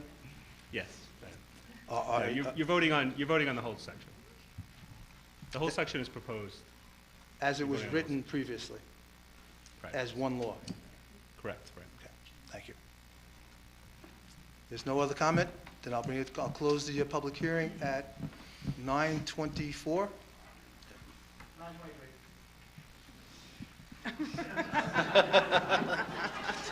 Thank you. And I'll ask the board for a motion for a vote. And if they're, at this point, they're in favor for the 200 limit for the village to notify the residents, I would ask for a vote of, It would be, Mayor, respectfully, it would be the adoption of 25265, village not subject to chapter, as is set forth before you. in your motion? I will make the motion to adopt 252-65, village not subject to the chapter. I have a question. Sure. I do, before we proceed with the vote, so we're clear. As I understand this, this law seeks to remedy what has been brought to our attention, a failure for the village, with the prior law, to notify anyone with respect to these types of projects done in the downtown area, and as it affected Ms. Cox. Is that correct? That's correct. All right. So, in adopting this law, it looks to me as though we are taking what has been precedence and the long-standing approach and what has been done in villages all throughout the island and through this state. Is that also correct? That's correct. So what Trustee Becker raises, and I think we've heard here today, is also the idea, and what Mr. Beach has spoken about as well, is that when it comes to projects or development or whatever it may be that is going to be potentially erected on government property, it is difficult to define, as you're alluding to, as what is a dramatic effect or a great effect, as Mr. Geyer had pointed out. It's a very nebulous word, and in the law, it's difficult to find out what that is. But I think we've already taken a step towards, and that is the mayor's committee, in trying to figure out on a case-by-case basis. We already have a threshold in here which triggers it automatically. I think going forward, though, what's to be determined as a dramatic or widely impactful, however you want to describe it, but it is a nebulous term, and I think that's something that this committee that the mayor has formed should be addressing, and I think plans to address. Is that correct, Mr. Mayor? Yes, sir. So with that, I vote yes on the way this law has been drafted now to address the issues that were raised by Ms. Cox. Trustee Becker? Mr. Mayor, as I said quite a bit here tonight, so it's no point in repeating myself. I believe 200 feet is just woefully way too little, especially in some areas such as the downtown area, where 200 feet would not get you past Merrick Road into the residential neighborhoods. So most of our residents would never be notified. So based on that, while I agree residents should be notified 100%, I believe all the residents should be notified in certain circumstances. The way this law is written, based on what's being presented here tonight, I have no choice but to vote no. Trustee Reardon. Yes, I do believe that you have the community group that would review potentially coming up with something to notify the residents, and I do believe that we need to notify and fix the law as it was previously written, so I vote yes. As the vote has been taken, it's 3-1, and it's so moved. So, council? Thank you, Mayor.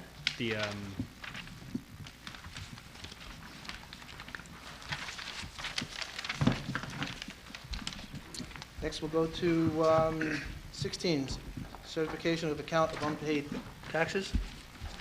John? Yes, Mayor. At this time of the year, the state requires the board to certify the list of unpaid taxes. And in conjunction with that, we also set the date for the tax lien sale, which we recommend that it be conducted on March 21st. Mayor, if I may? Sure. John, can we just push those, the notification dates up, the publication dates up 1 week on those, as is laid out here? Okay. Thank you. Could you repeat those dates again then, John? The public hearing date would be the 21st, and the advertisement date would be February 28th and March 7th. It requires 2 weeks of publication. Thank you. And you need a motion for that? Yes. Motion? So moved. Second? Second. All in favor? Aye. Thank you. And next on the agenda is the bills. Yes. Mr. Mayor, move that the bills listed on the abstract of audited vouchers be paid as soon as they have been duly audited by the majority. All in favor? Aye. Aye. And I'll open it up to good and welfare. I'll start with trustee Reardon. Yes. I'd first like to start off and say Happy New Year to everyone. It's great to see everyone back in 2019. It was a wonderful holiday season. I thank, all of our services for doing an outstanding job throughout the holidays, and as always. But I'm going to actually get back into my Lynbrook Did You Know little series, because you know what? We live in a gem of an area. And there's so much that goes on, so many people that have lived here, so many movies and stuff that have gone on that may not all the residents know. And it's actually my favorite thing to share with everyone. So I'm going to go through my next few that I have on my list, which, as I've been saying, is very long, which is really a sign of what a great place Lynbrook is.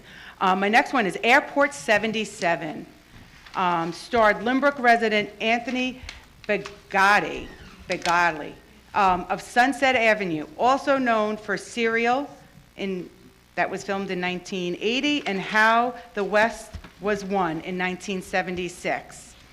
Then the next one is, I have to say, my family is a big Yankee fan thing, a whole bunch of Yankee fans. Whitey Ford. This New York Yankee was the only pitcher in the Major League history to have 10 World Series victories. He also starred with Mickey Mantle in 4 episodes in season 3 of the TV series Remington Steele, and was portrayed in the HBO movie 61, directed by Billy Crystal. Whitey Ford's Fun Zone Amusement Center, batting center, had opened at 40 Rockland in Lynbrook in 1986. Pat McDermott used to cut Whitey Ford's lawn. True That- fact. True? Is that true? Yes. All right, now jumping from, the Yankees, we're going to go to something completely different. The Son of Sam, the TV documentary starring the chief detective Joseph Borelli of Peterson Place, credited with solving the famous Son of Sam murders in 1977. Detective Ed Zigo, Zigo? And I apologize for that. The arresting officer was from Lynbrook on Denton Avenue, and also as an actor appeared in The January Man, Offbeat, and Double Take. Now the next one is now into current time, Impractical Jokers. This TV hidden camera comedy series running since 2011 and stars Lynbrook resident Joe Gatto, and he is also produced and acted and known for 12 Monkeys, Super Dude and Friends, and The Soccer Bowler. The motion picture Impractical Jokers is scheduled to be released in 2019. And I do have to say that is definitely one of my kids' favorite shows to watch. And I thank you.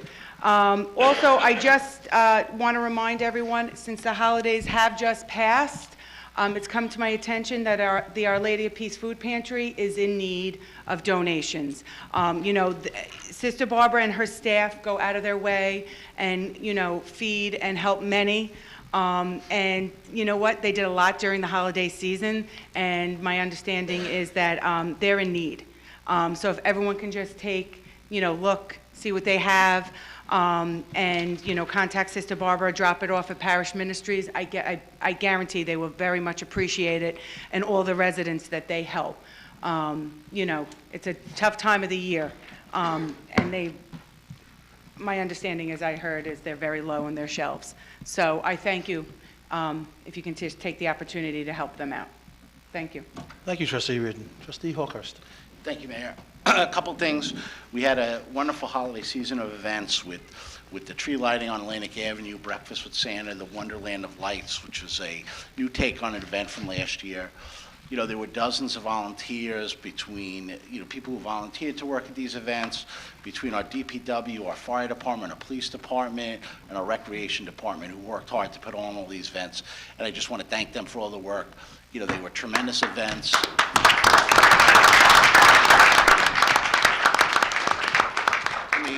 The Wonderland of Lights itself was sold out within hours of being put on, the rec desks that Andrea has implemented. Because of the waiting list, they went out and got more horses, more carriages to provide for all the kids, and I think everyone who came down that night was, able to get to their schedule and get a ride, and enjoy it, and it seemed people really loved it. But just want to thank everyone who worked on all those holiday events. If I may, just one comment there? Yep. Not to interrupt you, but we had, I think it was 350 people sign up for it originally, Patrick? Well, no, originally. 350, and then there was like 200 and so on a waiting list. And when we heard there was such a waiting list, we tried to come up with ways to come up with other carriages. Fortunately, we could only get 6 horses. Or, how many horses do we have? 6, was it? 4? 3 carriages. But we got a wagon from Grossman's farm. The DPW made another wagon for us that they pulled with a tractor, and another one with a truck. So everyone really came together, and it was so well organized that nobody, last year we did the Polar Express, and we just had so many people waiting. But this was so well organized and so well timed that you came down there at a certain time, and 15 minutes later, you were on the trail. No one had to stick around and waste their time. It went so smooth, and I thank Pat and Andrea for their staff. It was a wonderful job.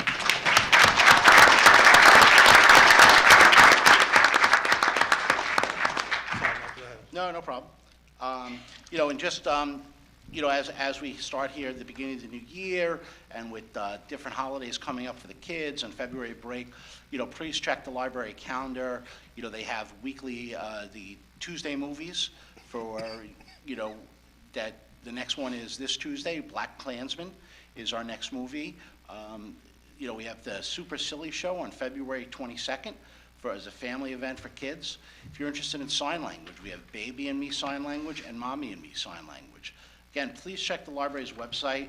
They have an Introduction to Computers class, toddler story times, baby rhyme time, a snowflake bracelet teen event on February 9th for your kids. But please just check the website. There are tons of things at the library to do for children of all ages, for adults, for our seniors, whether it's movies or different events, and they're all free. Some require registration, but again, check their website. You should have got the newsletter in the mail with regard to that, but check and see and see what you're interested in, and come down and take advantage of it. One of the programs they have for our seniors coming up, or even some people are not seniors yet, is All You Need to Know About Social Security. They have a program on Tuesday, February 12th, from 7 to 8 p.m. So, a presentation on Social Security. So come down if you need to know about Social Security, if you have questions. So come down about that. But thank you very much, Mayor. Thank you. Thank you, Mayor. Again, Happy New Year to everyone. Hope everyone enjoyed the holidays, had safe holidays, and 2019, I wish all of our residents all the best, 2019 and beyond. Our varsity wrestling squad won today. It was a big win for them. Thank you. There are, I think, 9 seniors, and of those 9 seniors, probably 6 or 7 of them are Titan wrestlers, so they've been wrestling for at least 10 years or more, and it's quite an accomplishment in itself. So good luck to the wrestlers as they head off into the conference tournament and into the county tournament. And our Titans program is going really well. The wrestlers, we have probably over 100 wrestlers this year, and our tournament team is doing great, led by Bryce Baccio, and our tournament team's doing really outstanding. Every tournament we go into, we pretty much win the tournament and have most of, if we send in 23 guys, we have 19 wrestlers medal. And I think it's wonderful that we're focusing on the parks. It's long overdue, and one thing I would like to say is if we could consider possibly doing some fountains in some of the parks.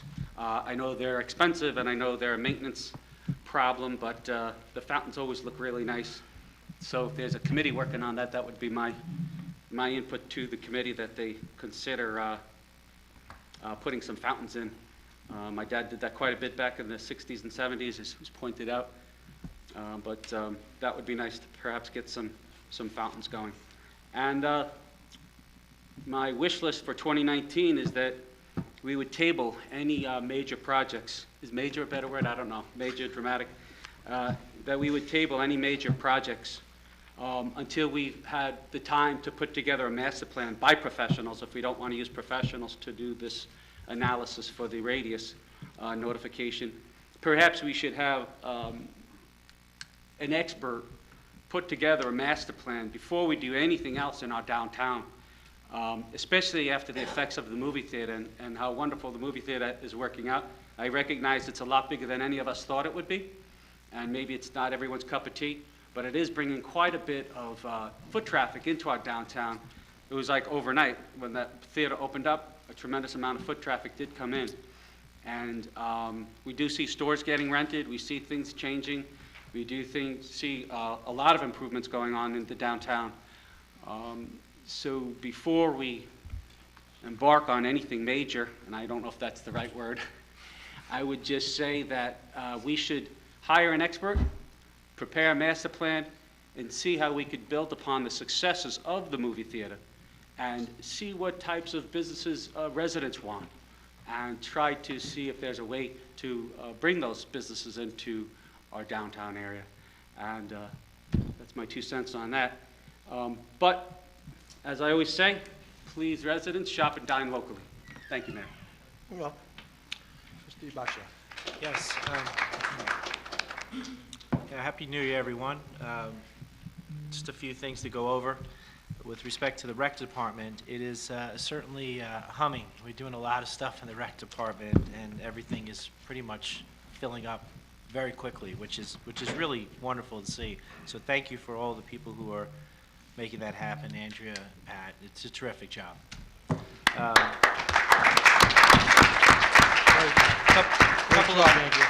Couple of announcements, quick, as far as the rec department goes. There's adult pizza and paint night, Friday, January 25th, 7:30 to 9:30, and that's $25, which will include all materials. Senior Citizen Club meets every Wednesday from 12 p.m. to 2:30 p.m.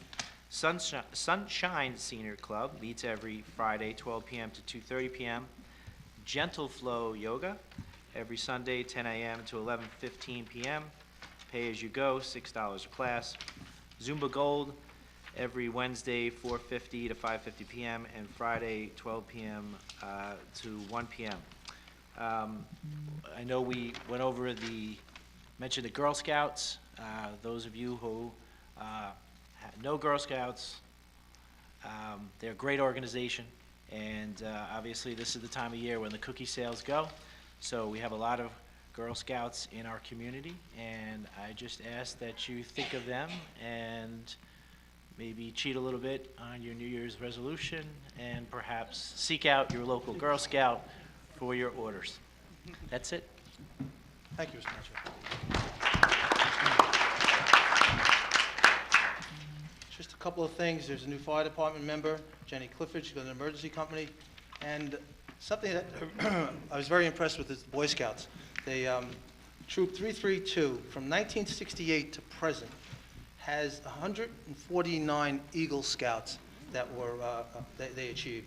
I think that's one of the largest group on Long Island. And on, well, they're they're going to be presenting Brendan Larkin, and they're going to have 150 Eagle Scouts. That is remarkable for a troop of 332.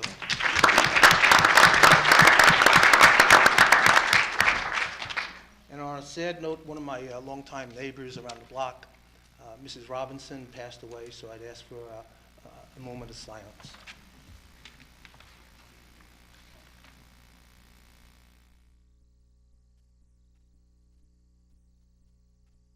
And just one more thing. I am constantly calling people to come into this village. I have my building department calling. Brian Stanton is always calling.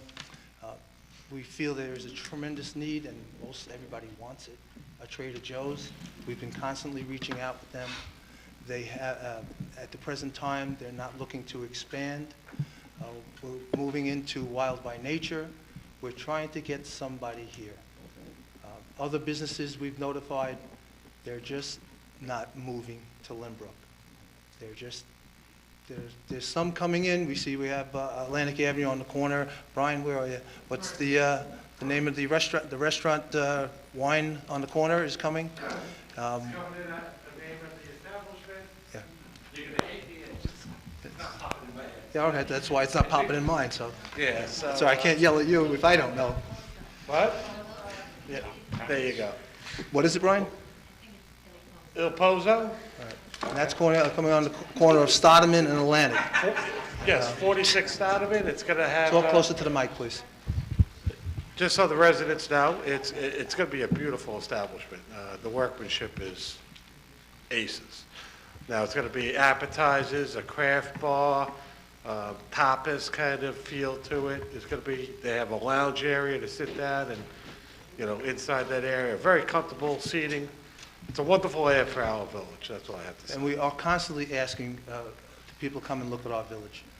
I don't know if everyone's aware that I say unfortunately, some people love it. 7-Eleven is going into Pizza Hut. I don't know if everyone's aware of that.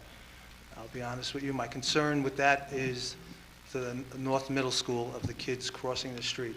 Because kids like to go to 7-Eleven, right? They like to get their candy. So that will be a concern of ours, and we'll try to make the crossing guard a little bit more aware, more attuned to what's going on. But we're trying to get certain type of businesses in our village that we want to see and we think you'll be happy with. Brian, you have something else to Yeah, say? if you don't mind me adding to the man.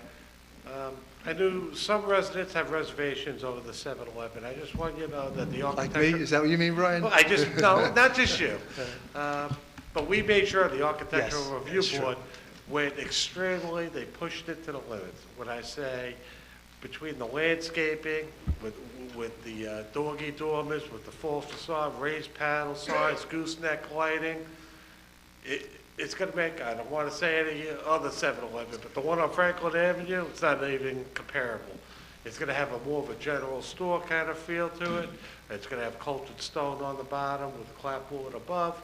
So it's going to have a warm feel, even though it's a 7-Eleven. We tried to make it fit I in understand, with our Brian. neighborhood No, we as did. much You as did. possible. You did a great job, and I Mayor, can I appreciate just- that. Mayor, could I just ask Brian a question? Sure. Sorry, Brian, to make you come back. So on the 7-Eleven, the old Pizza Hut, quite frankly, I'm going to miss that because I used to take my kids there, believe it or not. But with respect to the 7-Eleven, did they have to apply for any variances? No, it was actually, it's in a commercially zoned district. 7-Eleven is retail. Retail is permitted in a commercial zone district. They had 26 parking spots, and where technically they would only need 10 to 12 parking spots as of the zoning right, where they had 26 on site. Therefore, what we did to make it more beautified, we made them remove 3 or 4 parking spots to put planting beds in with like a cultured stone accessory sign, but we kept it down very low in height to make it more appealing on the frontage of Merrick Road. So they have more than ample parking, and it was a permitted use as of right. So there was nothing the village could do with respect to that? I mean, it was... You'd be prejudiced to deny it, and it couldn't happen. As I was trying to explain, retail is retail, and you can't define one retail from the other. If our code permits retail, you might say, we want an antique store there, but if a 7-Eleven goes in there, they're both retail, you know, so. I think, Mr. Mayor, if I could just point out that, it's important for the residents to, first of all, thank you for that, Brian. It's important for the residents to note that that was an as-of-right, it's kind of a legal phrase. I don't like to use the legal phrases, but that was an as-of-right project for the 7-Eleven to go in there. So it's important for the residents to know that, because the residents will very often think that we could have done something to prevent 7-Eleven. Some people like 7-Eleven, some people don't like 7-Elevens, but there's... I think I just said that, right? I'm sorry if I'm repeating, but Some one I think person that don't. it's important that the residents recognize that the storefronts, are a very particular type of retail product, and I'm sure Harry probably got the most experience here when it comes to retailing.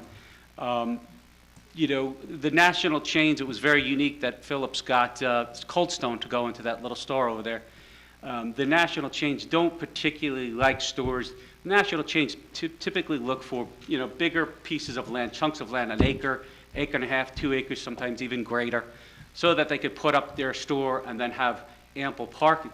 So when it comes to the downtown area, our stores not going to be really desirable for national chains. They're going to be more traditionally, as we have always seen, mom and pop type of stores.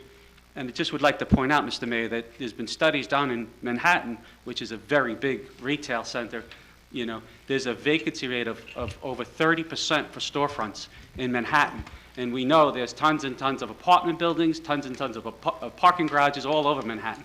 And even Manhattan, one of the most premier markets in the world, is struggling with a 30% vacancy rate for the stores. Very interesting. So it's a challenge. It's a challenge. To rent these stores is a challenge, has always been a challenge, and always will be a challenge. It's funny you say that, because there's places like, I'll say Farmingdale, who had 33 empty stores in their 22. area. Excuse me? 22. No, I was told 33. Oh, okay. By the mayor in there. And now they don't have any. Yeah.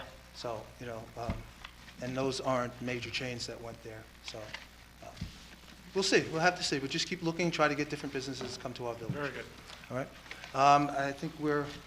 Mr. Mayor, I have one more thing. Just, I forgot about the, a lot of people don't know, get back to the Girl Scouts again, big pitch for the Girl Scouts. A lot of people don't know that you don't necessarily have to eat the cookies. You can donate. You can make donations to the military. So those of you who are trying to keep your diet or trying to make weight for wrestling, you can donate to the military, and obviously whenever we have an opportunity to do something for our military, we should do it. So that's it on the Girl Scouts. Okay. Brian. Go to the mic. You got to speak. You got to go to the mic. Can I say, right off a You good got point, that. is there some way we could get like an address where we can get that exact information for Girl Scouts? I'm sorry, I didn't catch that part. For the Girl Scouts to send the cookies to troops? Oh, well, so, yeah, what you do is you contact whoever your local Girl Scout is, because every Girl Scout is Oh, in they'll different all have that regions. information? They'll have that information. You can give them the donation, and the Girl Scout actually passes that money on to the Girl Scouts in Nassau County, because we're in Nassau County, and then they choose what cookies. You can't tell them what cookies to send, Right. but you can tell them that you want How to buy much X to amount spend. of box to be donated. Oh, very good. Okay. Thank you. Yep. I guess we could always donate the cookies to the fire department and to the police department, couldn't we? Going to open up good and welfare to the floor? All right? Well, we have a list here. Did you sign in? So, and I apologize if Did I anybody get- miss that being outside?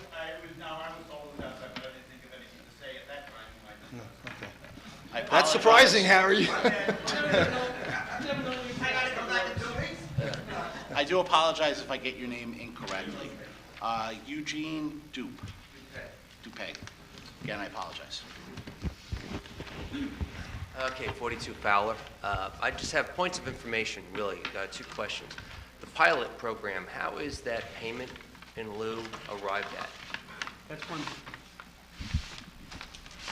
Pilot is run through the county, so the village really doesn't have anything to do with that. So there's a formal public hearing process for any kind of pilot program through the county. Does the village have say in terms of the amount at all of that payment, or that's just between the county and the individual building? It's between the county and the individual building. Okay, and last question, how long is that exemption?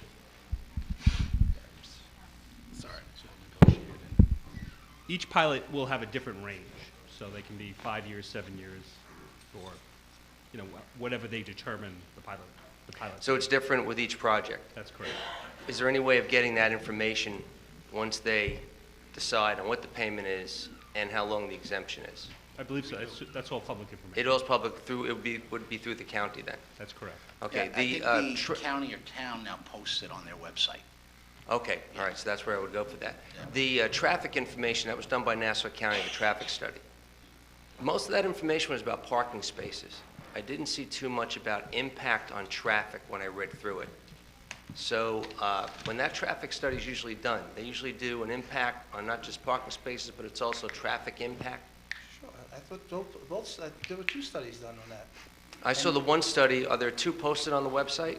I believe so, yes. Okay, when I saw the one John, study, are I they only both saw the posted on parking space. You talking about the theater or No, I'm talking about traffic Cornerstone? study. Are you talking back to the Cornerstone? Yeah, that's the one I was looking Yeah. at, right. It's still on the website. We never took it down. Okay, Are so it's still on that both traffic website. studies on there?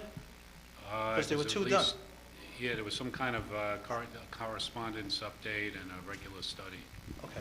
Okay, great. The last thing is, I have noticed the improvements made over the last couple of years, and I am proud to be a resident of this village, and I notice it, and it really has made a big difference, so thank you for the hard work. Appreciate it.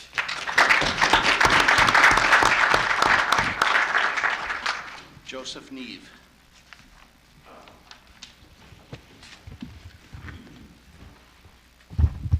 Good evening. Bring that mic close to you, please. At the risk of being redundant, Mr. Mayor, I just need some clarity. I was watching the television a week ago and came across 3 people speaking about transparency at Lynbrook Village Hall. So I was hoping to ask a few questions regarding transparency as it applied to the Cornerstone project. Mr. Mayor, before your administration, has any former mayor, from Mayor Becker to Mayor Hendrick, ever posted on the internet and made available to every resident of Lynbrook the plans, renderings, village reports, and studies of any proposed development project? I don't believe so. Mr. Beach, you directed the internet posting of the plans, renderings, village reports, and every study associated with the Cornerstone for every resident to view, is that correct? Yes. And to your knowledge, Excuse you me, were the- just one, could you talk a little louder? You know I'm half deaf. I'm sorry. And to your knowledge, you were the first mayor to ever do this. I believe so, yes. Well, thank you, Mr. Mayor, for doing that. So here's where I get befuddled, confused.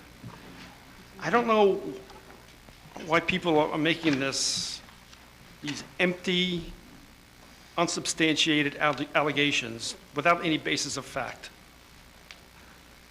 I just, from what I'm being told and from what I'm hearing, they're just totally false. And I don't understand why people have to make up lies and allegations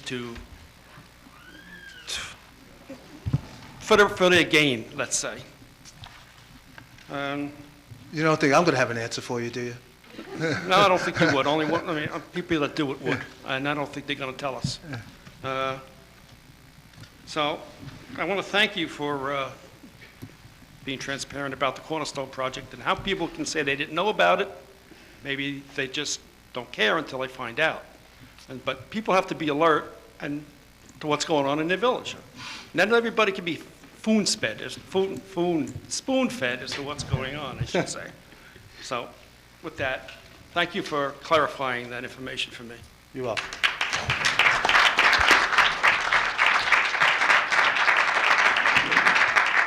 Nellie Alvarez. Nellie? She left, okay. All right. Maura Burmis.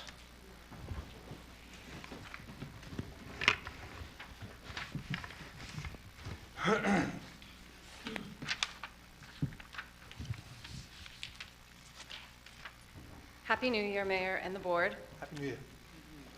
I recently attended a village board meeting where a question was posed to Trustee Becker about not signing the required financial disclosure statement regarding the Cornerstone project. At the time, I was unfamiliar with such a disclosure, so I looked into it. For those of you who don't know, as I did not before I researched it, financial disclosure is really a tool for residents to make sure that board members are unbiased and fair in the review of any project, and to make sure that if a board member may financially benefit from a project getting approved or rejected, that that board member recuse him or herself. Mr. Mayor, the village attorney and every member of the village board fully filled out financial disclosure except Trustee Becker, correct? I believe so. I have Trustee Becker's response to the financial disclosure right here. Mr. Becker, I find it disturbing that you refused to fully respond to the financial disclosure and condition your full responses on the mayor responding to your requests. Mr. Becker, do you agree that as a village resident, I have the right to demand that you and every board member fully answer this disclosure and show the residents that each of you do not have a conflict of interest or a secret financial interest in a project? So I really appreciate your question. I have a few more things, so maybe we can finish at the end, if you don't mind. Okay. In looking into the disclosure, there are 3 simple requests. The first asks that you provide or report any contract, verbal agreement, or proposal between you, your family, or your business having to do with the Cornerstone. Your response was, anything that the disclosure asks for is at the county clerk's office or online. Well, to begin with, as a resident, I shouldn't have to go to the county clerk's office to verify that you don't have a conflict or a secret financial interest in a project. Regardless, your response was false.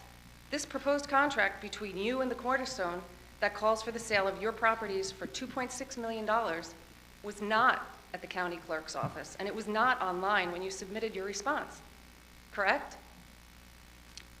Are you going to keep asking So questions? I'm almost done. So Okay. why do you refuse to turn this over?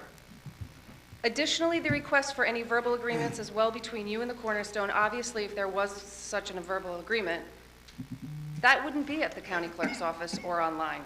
So again, why did you refuse to answer the disclosure that simply asked if you had any verbal agreement with the Cornerstone? And you knew that the verbal agreement, if there was one, wouldn't be at the county clerk's office or online. But you still put that false response down. What are you trying to hide?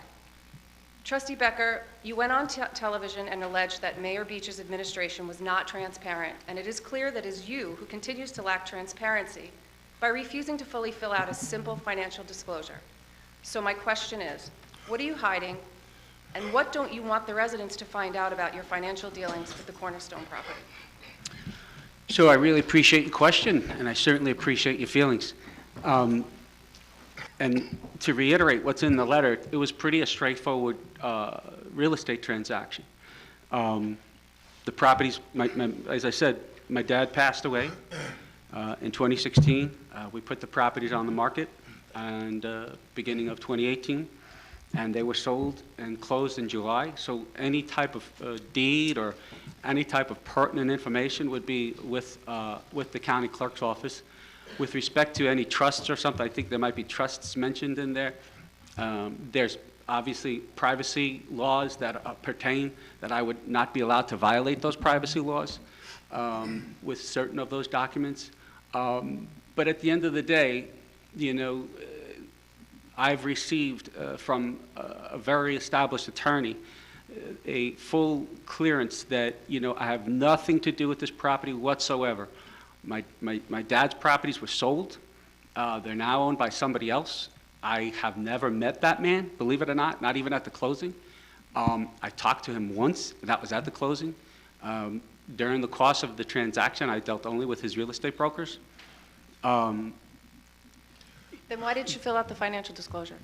The letter that I submitted was my submission. That was my submission. Anything more than that, to submit other documents that might have other people's private information is a violation of privacy laws. So I did submit what I could at the time, and as I said in my letter, that when the village is ready, willing, and able to forward to me the information on the pilot, the information on the other offers that were made on the property, if there were other offers. To the best of my knowledge, there were no other offers made on this most valuable piece of real estate in our community. So to the best of my knowledge, there were no other offers. To get the information on the pilot is critical, because I did an analysis on my own as a real estate person. I did an analysis on my own. The real estate taxes for a 220 With all due unit. respect, the question wasn't about the Cornerstone. It's about the financial disclosure. That's what my question is about. And what I gave to you what I gave to the village at the time was what I was advised to give, and was all that I was told to give. And It lacks transparency, and it appears that you are trying to hide something, because there clearly were conversations from There was the way never it is, any and agreement. It was not There was filed only- with the village, with the clerk. When you said it was not. There was only one agreement.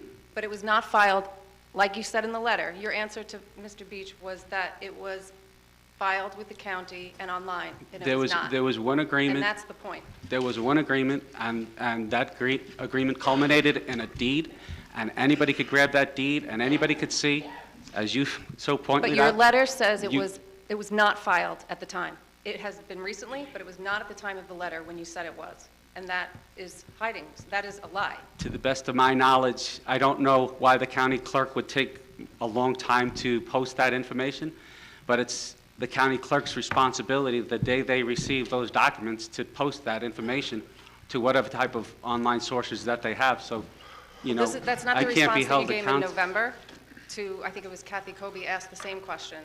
So that's what posed me to look, and it still wasn't posted, and I just wasn't really satisfied with it, and it just comes across. I appreciate your feelings. The lack of I transparency. appreciate your feelings, but I can assure you that once those properties were sold, I have no further dealings with them whatsoever, and I have had ethical experts review that, and if you like, I could share that letter with you down the road.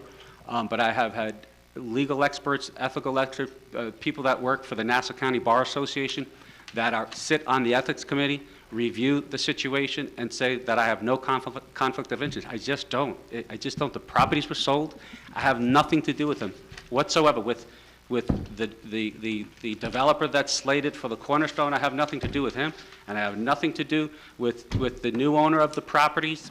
I have nothing to do with anybody, and I feel strongly that this is a very, very important turning point for our community, and to haphazardly propose things and then expect everyone to remain silent, I don't think that's not what I'm bringing up. I'm just asking about your But I part think in we should all be given the opportunity to give our input. I think everyone should be given their opportunity to input. I think we covered that at length here tonight with respect to that radius law. And again, as I said, during that radius law, I think it's woefully 200 yards is woefully, is it 200 yards or 200 feet? I'm sorry. 200 feet. It's not even 200 yards. 200 feet is woefully under what it should be. Okay. Thank you. I appreciate it. Thank you.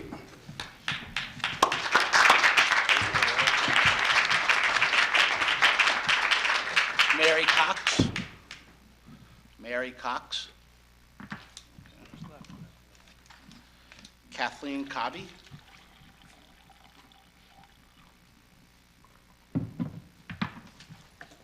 Mary left. I'm Kathleen McDonough Cobby. I live on Hawthorne Street. Lived in Lynbrook since 1982. Good evening, Mr. Mayor and trustees. Good evening. I do have one question on the Cornerstone for Mr. Becker. Like many residents, I was not aware that Mr. Bartone had looked at private properties to put his project on before he zeroed in on the parking lot. I also did not know that 4 of those properties were Becker properties. So my question, Mr. Becker, is that when I heard from many residents who were opposed to the Cornerstone project, was that if any of the units were not rented, they would turn into Section 8 housing, which I know is incorrect. Trustee Becker, since you, according to your own words, spoke to many residents who oppose the Cornerstone, have you ever heard anyone make this claim about Section 8 housing? Claim with respect to what? The Cornerstone, that it was going to turn into Section 8 housing. I mean, I don't know if anybody said that. People have been saying a lot of things, but I wouldn't recall specifically. Honestly? You're going to say that. That's your answer. I mean, have people said it? I guess people have said it, sure. Okay. Did I you don't ever remember the tell- specific instances, but I do believe In your you're right. press conference, it came up, things came up with your press conference and afterward conversations, and before that, there were conversations. Your group of people, followers, talked about it, that it was going to become Section 8 housing. I don't dictate people's concerns. I don't dictate people's methodology of... My question is, did you try to tell them that was not the case with the Cornerstone? That would not It's not my position to convince people one way or the other. My position is to listen. I've done everything I possibly can to listen to the concerns of the residents. And it's clear to me that the residents have major concerns about the Cornerstone. They have, and they always will. And I have no I'm here to problem with listen. that. I'm not here to debate with a resident what their concerns are. I'm here to listen to their concerns. My point was, did you ever tell them that it would not turn into Section 8 housing? It wouldn't- Or did you it- address that issue when those concerns were voiced? It never came up in conversation. It's not, I was there to listen, you know. I was not there to debate people about whether or not they had valid concerns or not. You know, people are entitled to their concerns. I'm not going to dictate to people what they should be concerned about. Honestly, you're purposely misunderstanding what I'm saying. Did you ever tell people that you have Section 8 housing in your buildings, Section 8 people in your buildings? The properties that we owned had 2 or 3 Section 8 tenants that were held over from many, many years ago, and they happened to be all veterans. And I was never going to say no to a veteran. That is not my knowledge, and that doesn't seem to be most people in this town don't believe that. Maybe you can prove that, because absolutely I don't believe that for 1 minute. I mean, I don't know What I'm looking for here is transparency, and I feel while the Cornerstone project is dead, you have not been honest here. You have not been honest. In the question I asked last time that she addressed today, you have not been honest, and all I'm looking for is transparency, period. And I disagree with you. I appreciate your feelings, but I wholeheartedly disagree with you. I'm trying to give the best answer that I possibly can. And when it comes to the questions that I'm being asked, I don't know how else to better answer them.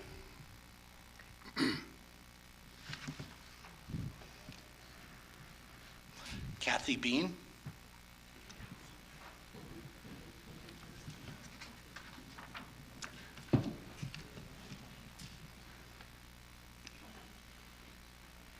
I forgot before to say Happy New Year, Happy New Year. Happy New Year. Happy New Year from Taft Avenue.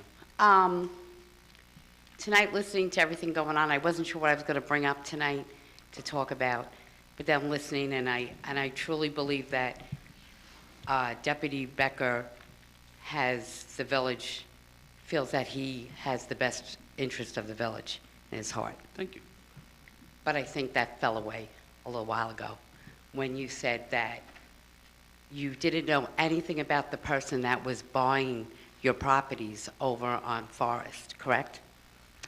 I just said I never met with the man. You never met with the man, never met with the but you man. researched everything about the Cornerstone property, and you researched everything about a parking garage, but did you research about the person that was buying the property? So he was represented by a real estate broker. Okay. And that real estate broker qualified him as a very, good buyer. It wasn't my responsibility, nor...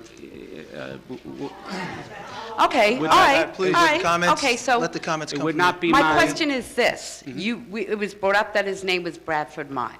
So I went on Google, because that's how everybody searches today. And 3 articles came up. And the first 3 articles were on him.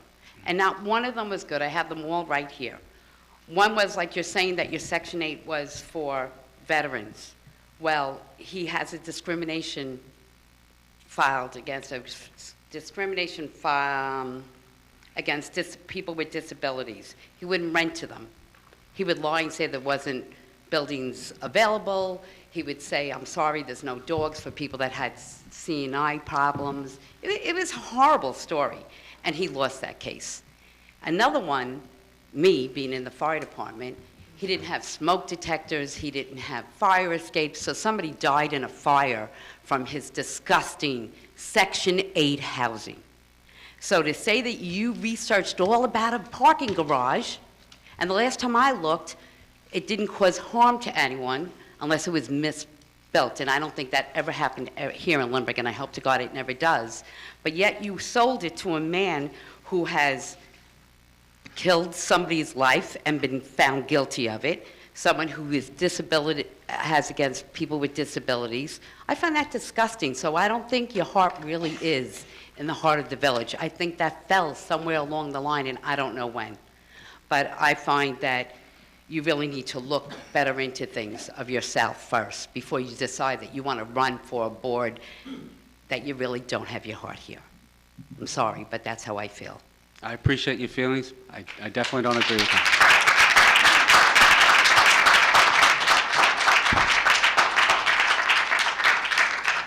Steve Martinez.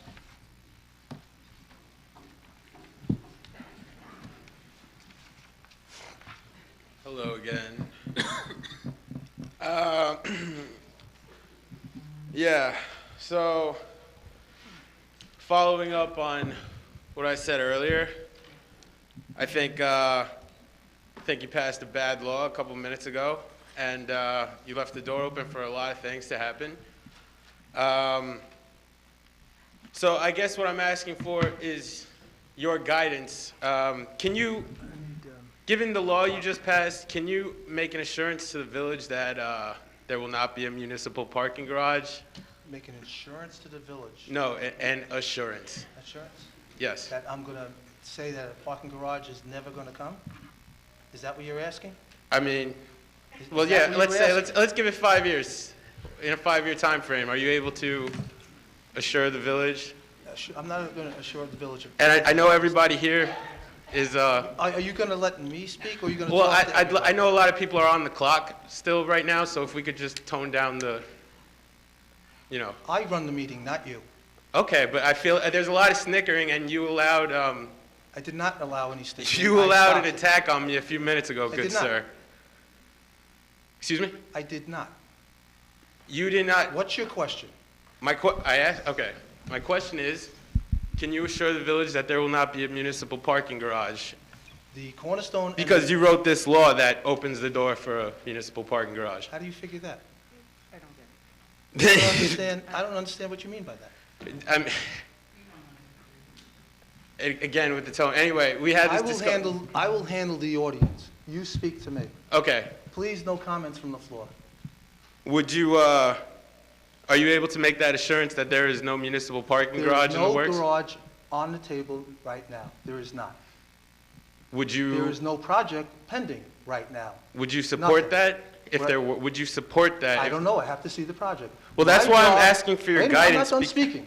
Okay. My job as an elected official, now you got me going, official is to evaluate with the rest of the members on this board every proposal that comes to this village. That's my job. That's what I'm elected to do.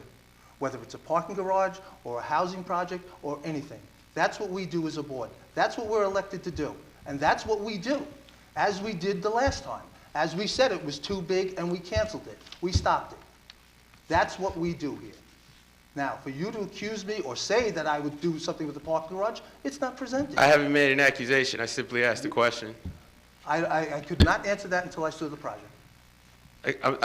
You could not answer that. I mean, is anything in the works? Would you support a There's parking nothing garage? in the works. In the next 5 years, can we expect I can't a say parking that. garage I to might not be tower here in over 5 Lynbrook? years. Huh? I might not be here in 5 years. Yeah, well, God, you know. Yeah, all right. Go God ahead. willing, we're all here in 5 okay. years, but yeah. What were you going to say? I'm sorry. No. The reason I'm asking for guidance is because in this Herald article, when was this from? August 30th, you said, I think it would be a good shot, I think the Cornerstone would be a good shot in the arm for added tax value. It's all taxable real estate, and we're getting added parking, which we desperately need if we're going to move forward. So, I mean, as my concerns, I've stated that the floodgates are open. So I would just like public assurance. Can we expect a parking garage? Because, you know, that's There's no parking garage on the table or being presented at this time. Absolutely nothing. Okay, at this time. So 2 years, anything? Who knows? All right, well, that's... I can't, how could I answer that? I know, Do you who want knows? me to We tell opened you up the law that there'll book. never be a Anything, you know, parking garage in anything this can happen. village? Huh? Do you want me to tell you there'll never be a parking garage in this village? Yes, because And I there's think it's one here already. Because, huh? There's one here already. A municipal one. A municipal parking lot? Well, whatever. There is a parking garage in this village already. Another one at the proposed site. I don't know that. How do Okay. I know that? Because What if it's presented and it's a good thing? I don't know that. Let's see it being presented first, correct? Would you support it in Would general? you agree A few with months that? ago, you said we need a parking garage. We desperately need added parking, so I'm asking. Do we need added garage, parking spaces in our village? And, a towering structure like that, What towering structure? well, I believe it was a 45-foot parking garage or a 4-tier parking It was garage. 4 tiers, it was presented as. Okay. And we didn't do it, did we? No, but, This board said no. this board So you said can no. keep bringing up the cornerstone, you can keep bringing up the parking garage. This board said no. And there's Okay. nothing on the table, and there's nothing being brought back. What is so difficult to understand that we said no? This board said no. I mean, I'm just We asking. all said no. You all Could said no. could somebody make the proposal again? And yes, they could. And then we will evaluate it, and we will make up our mind, yes or no. This board. So I'd That's just what like to we're know where you elected to stand. do. Like, can we have guidance on where you stand? Like, would you support, I gotta don't see the know, project. a 200-unit behemoth of an I have to apartment s- complex? Would that be supported in the future? Maybe not, Excuse me, Mr. Martinez. Yes, sir. He has answered your question multiple times. You keep asking the question and expecting a different answer. The Cornerstone project is dead. The parking garages or any other structure that may become for this board will be evaluated on a case-by-case basis. Beyond that, we are not clairvoyant as to what may be coming before us. So we cannot answer questions like that in an abstract. I hope that answers your question completely.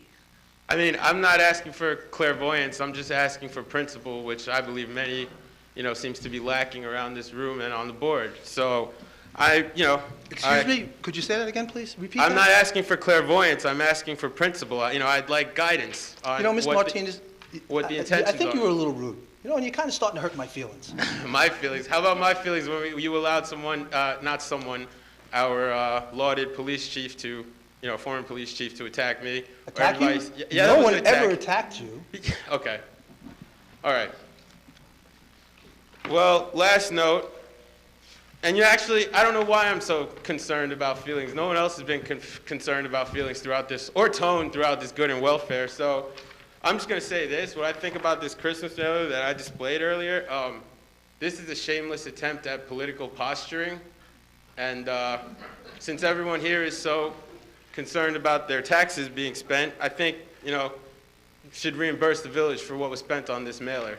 Because I'm just so happy I don't know you what to received it. think. I don't know what to think.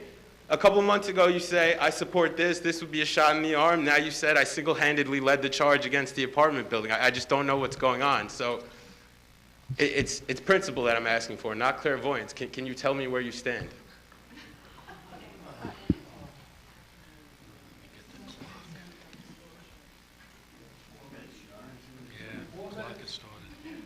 I answered you multiple times, and that's how I stand. And if you can't understand that, I'm sorry. Well, I mean, I'll just have to keep checking the news for how you feel week to week then. That's so, right. Enjoy that. All right. Good day. Thank you for your time. Mike Canty?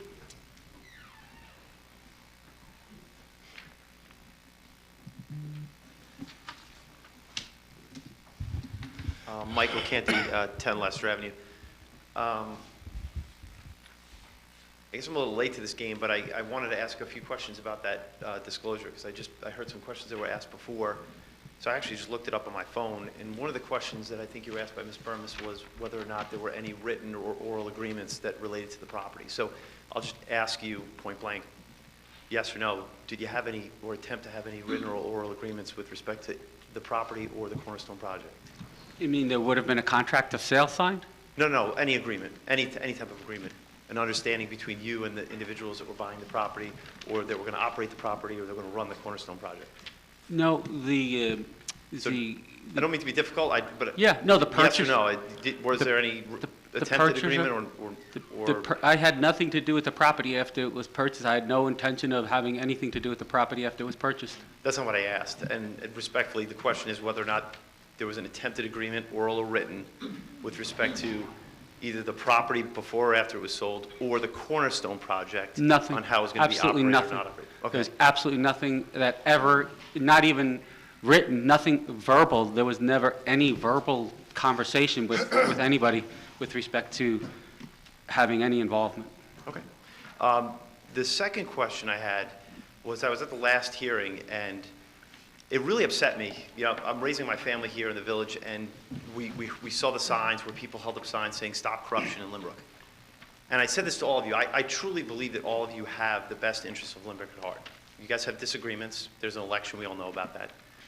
But the concern that I have is, and this is where we talk about rumor and false information, there were allegations that rally, we'll call it a rally, was orchestrated by you and paid by you and run by a consultant that you hired.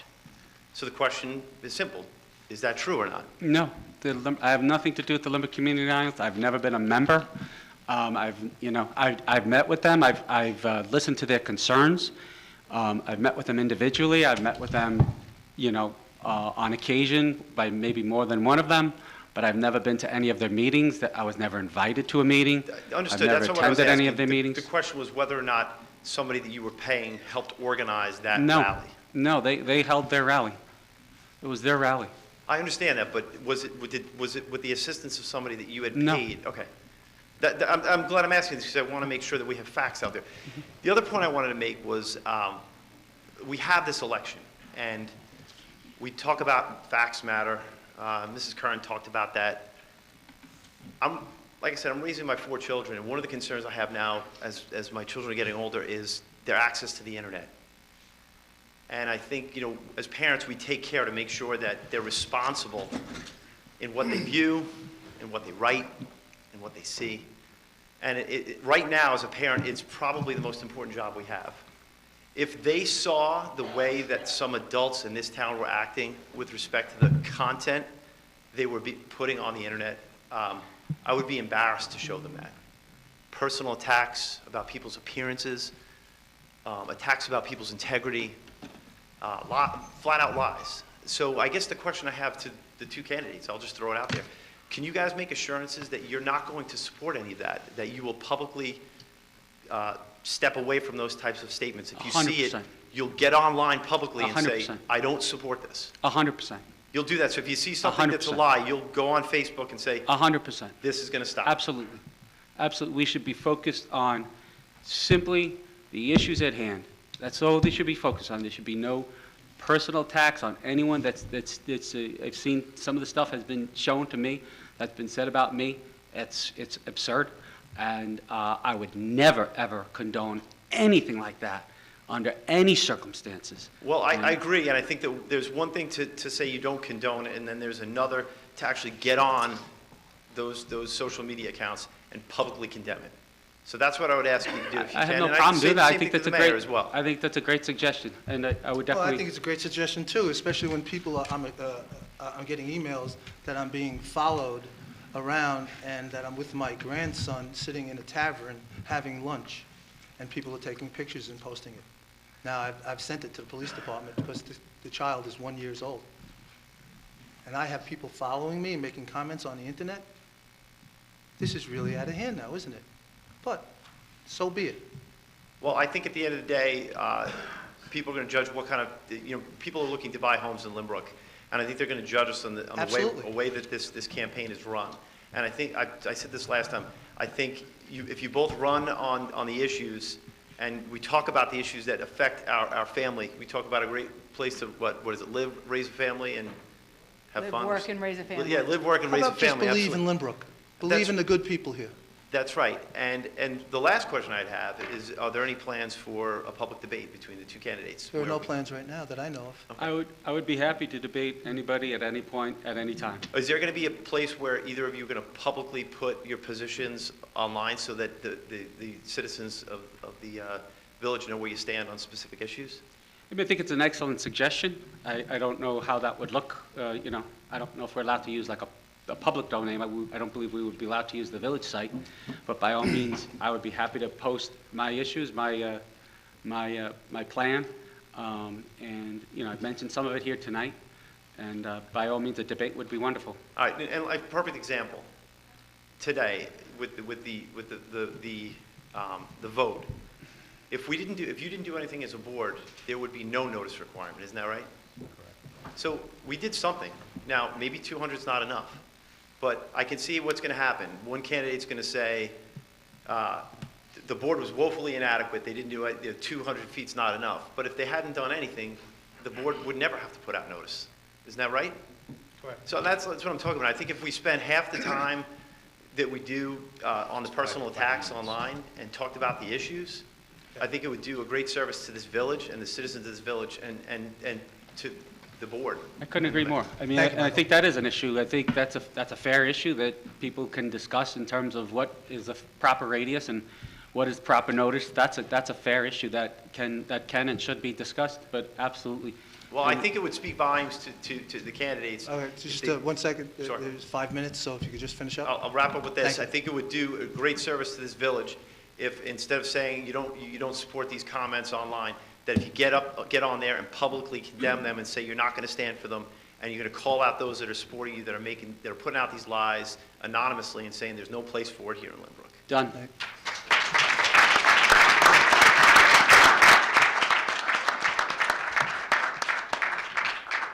William Geyer.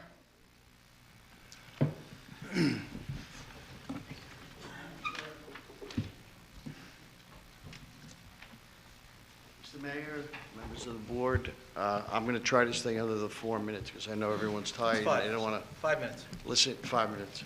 It says 4 on the sheet. That's for hearings. Oh, okay. I think that young gentleman had a lot of good things to say, and we should all heed his, I think, very useful and full of wisdom statements that he gave to us this evening. I'm just a bit confused. I came into this Cornerstone very late, and I'll admit that, and I'll take responsibility for that. I should have educated myself a lot sooner, but I didn't.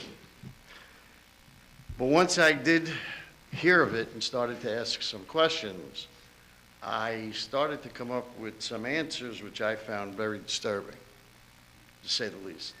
Now, I know everyone up there, I know everyone who's running on both sides. I think everyone has Lynbrook at heart. But I came up with a couple of things about one of the candidates, and I can't help but pass it on to the people for whatever it's worth. I have information from Mr. Barone, who has told numerous people and has put it in writing that on February 20th, 2018, I don't have the exact date, that Hillary, you personally met with him and discussed a contract of sale for the property for the price of $2.6 million. Is that accurate or inaccurate? We were offering the property for $2.6 million, and I don't know the exact date, but... Did you meet with him and have that discussion? I did meet with him. You did. But before you said you didn't. No, again, I I'm said not I trying did. to pick on I you. said I just never. No, I said I bringing never out- met with Mr. No, you said I had no oral No, I said I never met with Mr. Mott. or written discussions with anyone in this village about the Cornerstone property. That wasn't an accurate statement. So I'll repeat myself if I No, can. no, don't repeat it. Just say yes, that No, I'm going I to repeat did. myself because That'll it's be important that I sufficient. repeat myself. I'll go When to it the came next- to the Mr. next Mott, issue. I The never next met issue, if you Mr. don't Mott. mind. If you Mr. don't mind. Bartone, I met with him once, and that was it. Yeah, you met with him more than once, but we won't No, I get into didn't. that. I met with him We once. won't get into that. I only met with him once. Did at any time, after you arrived, and you did arrive at the $2.6 million number, am I correct in saying that? Yes. Did you also... The property was offered for $2.6 million. Can I finish my But the comment? property was offered for $2.6 million. Can I finish my comment? Thank you, sir. I appreciate that. I want to stay within the 5 minutes. Did you also, at that point, suggest to Mr. Barone that as part of that deal, that you had to be made the managing salesperson and managing agent Absolutely in not. perpetuity for Absolutely that not. project? Absolutely not. Never had that conversation. I'm asking the question. Never And existed. if you say that didn't happen, I believe Absolutely you. not. I know you long enough to know you're a man of Absolutely your not. word. Never had that Other conversation. than a few moments ago. Really, for now, that's really all I have. Just, I wanted to bring a few I things up. appreciate your questions. Well, you'll be getting more. Okay. Trust me. Thank you, Mayor and Board. I appreciate your time. Thank you. Tony Holder?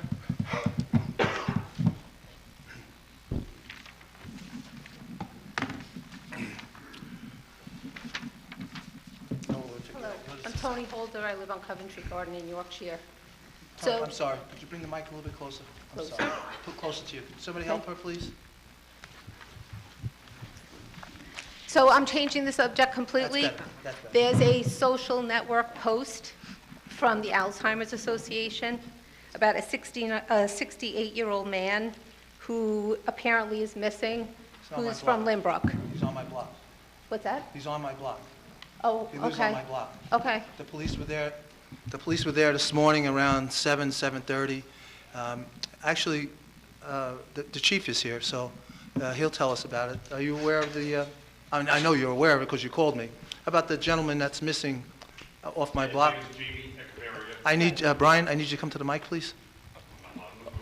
That's what I said. I didn't know if I was allowed. His name is Jamie Echevarria. He lives at 93 Smith Street. He's a male, born in 1950 rather, and he's diagnosed with an Alzheimer's condition or dementia. However, he was reported to us as missing from Sunday morning at 5 a.m., and they called us today at 8 a.m. And he was seen getting on a bus on Merrick Road on Sunday morning. He's known to frequent Corona Avenue in Corona section of Queens. That's where originally he was from before he was moved out here. They actually didn't request a national broadcast, but some of the information did get out, and where we have to notify with the silver Yeah, well, it alert. seems like it's out. It's been... Yeah, with the silver alert, they asked, yeah, but they asked for no media. Yeah, it went to the Alzheimer's, yeah, because that's part of the silver alert, so. Just thought it would be a place to let people know. Okay. Thank you. Thank Thank you, you. Tony. I'm sorry. That was the last speaker? Okay. Motion to close. Ms. Curran, Mrs. Curran? I'm sorry, I saw that. What? Just to follow up on Mr. Geyer. Hillary, I think we were getting into semantics. You said that there wasn't a conversation, but I believe there was a contract for $2.6 million, right? So, So there's a copy of the contract floating around. Wait, so the Cornerstone project is only good when it benefits you for $2.6 million, but it's not good for Lynbrook when you weren't going to get paid $2.6 million. So there's a contract, not again, a discussion. That's just completely false. I know that there's a copy. No, so- There's a copy of a contract. Yeah, and again, I'm not an attorney, but there was only one contract ever signed on that property, and that contract was But it was with- a proposed contract that they turned down. There was only one contract. You wanted 2.6, and they weren't going to There was pay you only that. one contract ever signed, and that was with Mr. Mott. That was Yeah, the but only before contract. that, as a businessman, you said you couldn't disclose certain things for privacy issues and all of that, Mm-hmm. but there was a proposed contract, kind of like the proposed Cornerstone thing, that Mm-hmm. it wasn't a benefit for you, so after it went by the wayside for you, it wouldn't be a benefit to anybody in Lynbrook, right? No, I mean, I had no intention whatsoever of But having you these entertained it the properties. same way the board entertains proposals coming into Lynbrook. You entertained it as a businessman, same way that the board should entertain proposals and make a wise it's just decision. not So true. it wasn't good for you, so it's not good for Lynbrook, It's personally. not, but it's not true. I mean. There's a I- contract. But I never, ever entertained a proposal that would have a clause in it that would provide for an apartment building. Never. There was specifically, the property was specifically offered as is, where is, with tenants in place. There was never any intention I have by to find me it. Let me or- get the copy of the Yeah, you- contract, so we can all kind of look at the Yeah, same thing. you can definitely. I think And you're also, gonna just find another it. quick question, actually to the mayor. When you're out and about and you get questions from folks within the village who have issues and they are told things or they hear things that might not be true, well, how do you respond to them? Do you just listen to them and not say anything? So if they say that this is going to be Section 8 housing, I usually tell them the truth. you tell them the truth. Whatever You I just know, don't yes. listen and say, No. you know what, you're kind of misinformed. It's not Section 8 housing. It's actually something else. And let me explain it to you. Do you do that? I'm sorry. No, it's all right. It's just very frustrating. I try to have a conversation and put the facts out as I know them to the best of my knowledge. So, Mr. Becker, when you were speaking earlier about speaking with folks within the village, and specifically, I think it was the Section 8 housing that you brought up, did you correct folks when they said, that Section 8 housing, we don't want that here? Again. You just listened to them. I'm listening to the But you didn't tell them the truth. I'm not gonna, if it's a situation where I can try to educate somebody, perhaps I would. But weren't you educated to know that that If wasn't I had part of that the opportunity, proposal? I would. No, but it's the opportunity you're speaking, don't you think? What's that? You were having a conversation with a village resident with a concern. So you're there to listen and not alleviate the concern with fact, right? So, I mean, what is, I don't think you, I mean, when it comes to real estate, I With mean. anything. If I come to you with a concern and I have the facts wrong, are you going to say, you know what? Listen, Yeah, you've got I it, you've been misinformed, here's the information. Or come to other website, or, when you had those conversations, did you tell people the full truth? Did you correct them and say, you know what, that's not Absolutely. accurate? I would But you only- said you I didn't, would- you're there to listen. I would listen, but if I was given the opportunity to tell the truth, of course I would tell the truth. You If should I was always given- tell the truth, not just only when Yeah, you're given if the I was given opportunity, the always tell the opportunity, truth. if I was given the opportunity to listen and I was given the opportunity to respond, you know, if somebody says something to me in passing, I mean, I may not have the opportunity to No, take the time but out to if I come educate to them. you with a concern Mhm. as a resident, and you are the deputy mayor, Mhm. and I come to you, and I'm misinformed, and you know the truth, wouldn't you just try to say, hey, listen, let me explain it to you, let's take some time and chat about it? Sure.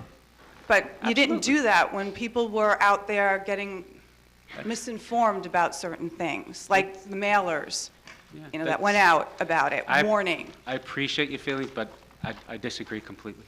So not telling people up front when you have that opportunity, which is when you're having that conversation. No good. Sorry. I've always given the best response and reply and answer and the truth anytime I speak to anybody. That's, Okay. there's no So other, we're- I have no other, there's no other way for me other than to always speak the truth and to educate folks when and if I'm given the opportunity. Okay, well, hopefully we'll get the opportunity to take a look at that contract. Thank you. Thank you. Motion to close good and welfare? So moved. Second. All in favor? Aye. Thank you all for coming. I didn't see you, Paul. Should have stood up. I'm sorry.